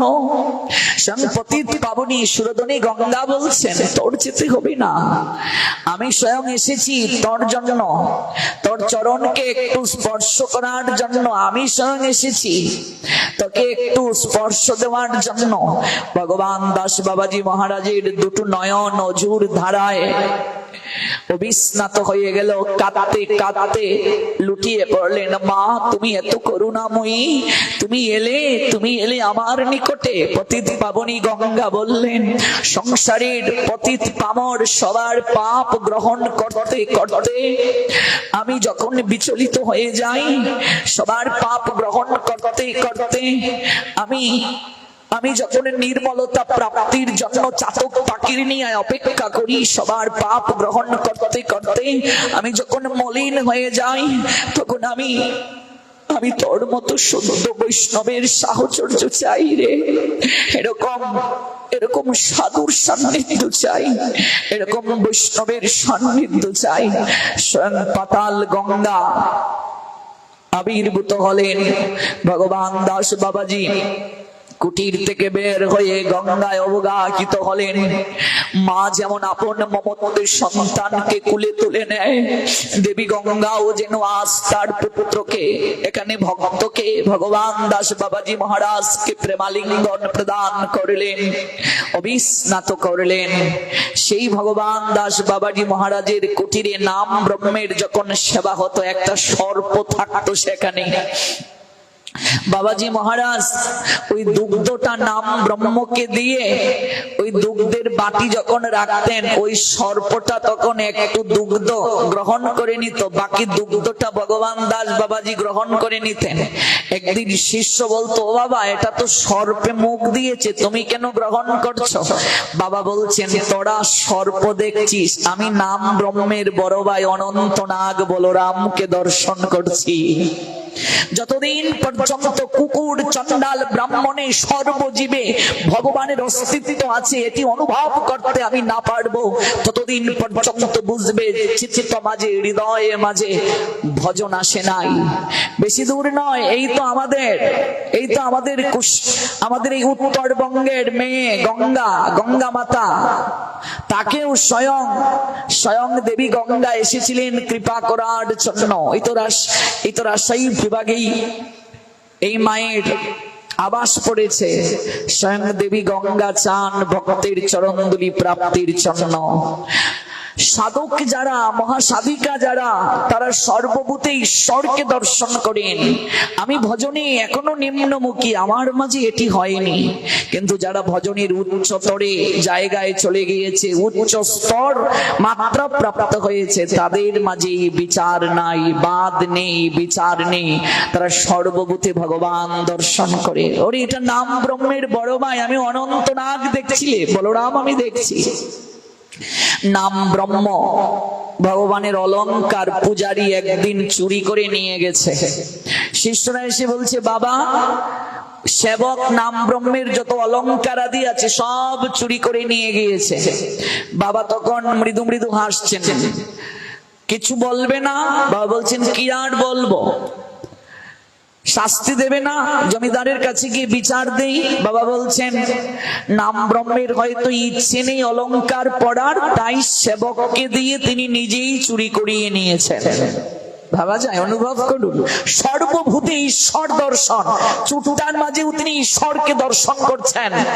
যে নাম ব্রহ্মের ইচ্ছে নেই, তাই চুটুটার মাধ্যমে তিনি অলংকার হরণ করেছেন। আমরা একটা গান শুনতাম না, তুমি হাকিম হয়ে হুকুম করো, পুলিশ হয়ে ধরো। সর্বভূতে ঈশ্বর, সবার মাঝেই ভগবান আছেন। তিনি হাকিম হয়ে হুকুম করেন, তিনি পুলিশ হয়ে ধরেন, তিনি চোর হয়ে চৌর্য বৃত্তিতে আসীন থাকেন। এই যে সর্বভূতে ঈশ্বর দেখা, অনলে অনিলে তুমি আছো নভুনিলে, ভূতর সলিল গহনে, বিটপিলতায় জলদের গায়ে, শশী তারকায় তপনে, সর্বত্র ঈশ্বর আছেন। 15 দিন পরে ওই সেবক আবার ফিরে এলো পুতলিটা হাতে নিয়ে, এসে বাবাজিকে প্রণাম দিয়ে বলছে, বাবা আমায় ক্ষমা করো, আমি অলংকার গুলো চুরি করে নিলাম, 15 দিন যাবত চেষ্টা করলাম, বহু সোনার দোকানে গেলাম, ভাঙ্গাতে পারিনি। ওই স্বর্ণের অলংকার গুলো কেউ দেখে সঙ্গে সঙ্গে অজ্ঞান হয়ে পড়ে যায়, কি একটা দিব্য জ্যোতি এ থেকে প্রকাশিত হয়। 15 দিন আমি শান্তি পাইনি, ও বাবা তুমি আমায় ক্ষমা করে দাও, অলংকার গুলো আমি আবার নিয়ে এসেছি। বাকি সেবকরা দন্তকে কামড় দিয়ে কটমট করছে মারার জন্য। বাবা বলছেন কেউ কিচ্ছু বলবে না। নাম ব্রহ্মের আবার ইচ্ছে হয়েছে অলংকার পরার, তাই তো আবার তিনি নিয়ে এসেছেন। নাম ব্রহ্মের ইচ্ছে হয়েছে অলংকার পরার, তাই আবার নিয়ে এসেছে। 15 দিন ইচ্ছে ছিল না, তাই পাঠিয়ে দিয়েছিল, আবার ইচ্ছে হয়েছে নিয়ে এসেছে। সেবক চরণে জড়িয়ে ধরে কান্নাকাটি করে বলছে, ও বাবা তুমি আমায় ক্ষমা করে দিয়েছ। বাবা বলছেন যা সুরধুনী গঙ্গায় স্নান করে আয়, যা নাম ব্রহ্মের ঘরে ঢুক, বিগ্রহের মাঝে অলংকার পরা। মুহূর্তের মাঝে ভুলে গেলেন, চুর যে চুরি করেছে এটাও মনে রাখলেন না। সর্বভূতে ঈশ্বরকে দর্শন করা, লোকনাথ ব্রহ্মচারী বাবাও সেটি করেছিলেন। সর্বভূতে তিনি ঈশ্বরকে দর্শন করেছিলেন। এই জন্য কালীঘাটে পুজো দেওয়ার জন্য এক দুঃখিনী মা যখন এলেন যে বাবা আমি কালীঘাটে কি করে যাব, মা কালীকে আমি পুজো দেব, আমার তো এই অর্থ নেই, টাকা নেই, বিত্ত নেই, বৈভব নেই, কান্নাকাটি করছে বাবার চরণে পড়ে। বাবা তখন বলছেন ঠিক আছে আমার কাছে মা কালীর ভোগটা নিয়ে আসিস। ওই দক্ষিণী মা যখন ভোগ নিয়ে আসলেন, এসে দেখে বাবা লোকনাথ সে জায়গায় বসা নাই, সেখানে স্বয়ং মা কালী বসে আছেন। বাবার সমগ্র শরীরের মাঝে দেব দেবীর অস্তিত্ব, দেব দেবীর যে চিত্র সেটা স্ফুরিত হয়েছিল। একজন সাধক সাধনার কতটা উচ্চ স্তরে গেলে, ঊর্ধ্ব আসনে গেলে এই ভাবটা অনুভব হয়। লোকনাথ ব্রহ্মচারী বাবার জীবন দর্শনে আমরা সেটি অনুভব করতে পারি। তার তিরুধান তিথি আমরা পালন করছি। যা দিয়ে আলোচনা শুরু করলাম, জগতে আসা যেমন সত্য, যাওয়াও সত্য। কংস যাওয়ার কথা শুনে সহ্য করতে পারেন নাই, তাই এত সুন্দর করে সাজিয়ে ভগিনীকে বিয়ে দিয়ে নিজে রথ চালিয়ে নিয়ে যাচ্ছে। মৃত্যুর কথা শুনে স্বয়ং দেবকীর চুল ধরে টেনে টেনে রথ থেকে নামিয়ে এনেছিল, তাকে হত্যা করার জন্য উদ্যত হয়েছিল। তারপরের ঘটনা আপনারা জানেন, কারাগারে রুদ্ধ করে রেখেছিল দেবকীকে। মরতে চায় না কেউ, কংস মরতে চায়নি, জরাসন্ধ মরতে চায়নি, শিশুপাল দন্তবক্র মরতে চায়নি, রাবণ কুম্ভকর্ণ, হিরণ্যকশিপু হিরণ্যাক্ষ থেকে শুরু করে দুর্যোধন দুঃশাসন শকুনি থেকে কেউই মরতে চায় নাই। আমিও চাই না, আপনিও চাই না। যৌবন ধরে রাখতে চাই, বাঁচতে চাই। রবীন্দ্রনাথ তাই বলেছিলেন মরিতে চাহি না আমি সুন্দর ভুবনে। আবার সেই রবীন্দ্রনাথ আহাজারি জ্ঞাপন করে বললেন মৃত্যু থেকে তো পালিয়ে বাঁচার উপায় নাই, তাই তিনি বললেন দুই ভাবে অমর হওয়া যায়। এক হচ্ছে মানবের মাঝে আমি বাঁচিবারে চাই, দ্বিতীয় হলো তিনি বললেন মৃত্যু একদিন তো তুমি আসবে আমাকে নেওয়ার জন্য, তোমাকে তো আমায় আলিঙ্গন করতেই হবে, কিন্তু তুমি যেদিন আসবে সেদিন আমি তোমায় কি দেব। কবিগুরু একটা চমৎকার কবিতা লিখলেন, যে কবিতার পংক্তিমালা উচ্চারণ করে আমরা আলোচনা বিশ্রামের পথে যাব। রবীন্দ্রনাথ লিখলেন মরণ যেদিন আসবে তোমার দুয়ারের দ্বারে, সেদিন তুমি কি ধন দেবে তারে। মৃত্যু যেদিন তোমার দুয়ারে আসবে, তোমাকে বরণ করে নেওয়ার জন্য আসবে, সেদিন তুমি তাকে কি দেবে, উপহারটা কি দেবে। মরণ যেদিন আসবে তোমার দুয়ারের দ্বারে, সেদিন তুমি কি ধন দেবে তারে। মৃত্যু যেদিন তোমার নৈকট্যে আসবে, সেদিন তুমি কি দেবে। তাই রবীন্দ্রনাথ লিখলেন মরণ রে তুহু মম শ্যাম সম, তুমি আমার শ্যাম সুন্দরের রূপ ধারণ করে সেদিন এসো। বংশী বাজিয়ে শ্যামের রূপ ধারণ করে তুমি আমায় প্রেমালিঙ্গন দিও, আমি যেন তোমার কুলে সেদিন ঢলে পড়তে পারি। একটি নমস্কারে প্রভু, একটি নমস্কারে সমস্ত গান সমাপ্ত হোক।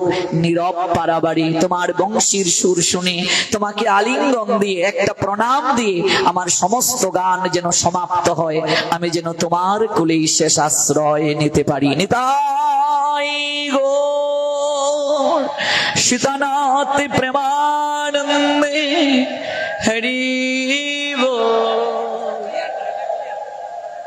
জয় জয় শ্রী রাধে।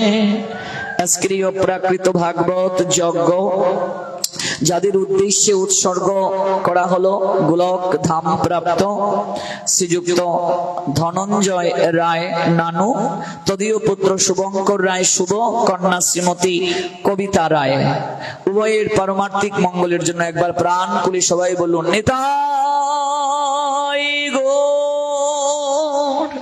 উলুধ্বনি করুন সীতানাথ প্রেমানন্দে হরি বল। শ্রী শ্রী লোকনাথ ব্রহ্মচারী বাবার কৃপা। ভিডিওটি আপনার ভালো লাগলে লাইক, কমেন্ট এবং সাবস্ক্রাইব করুন।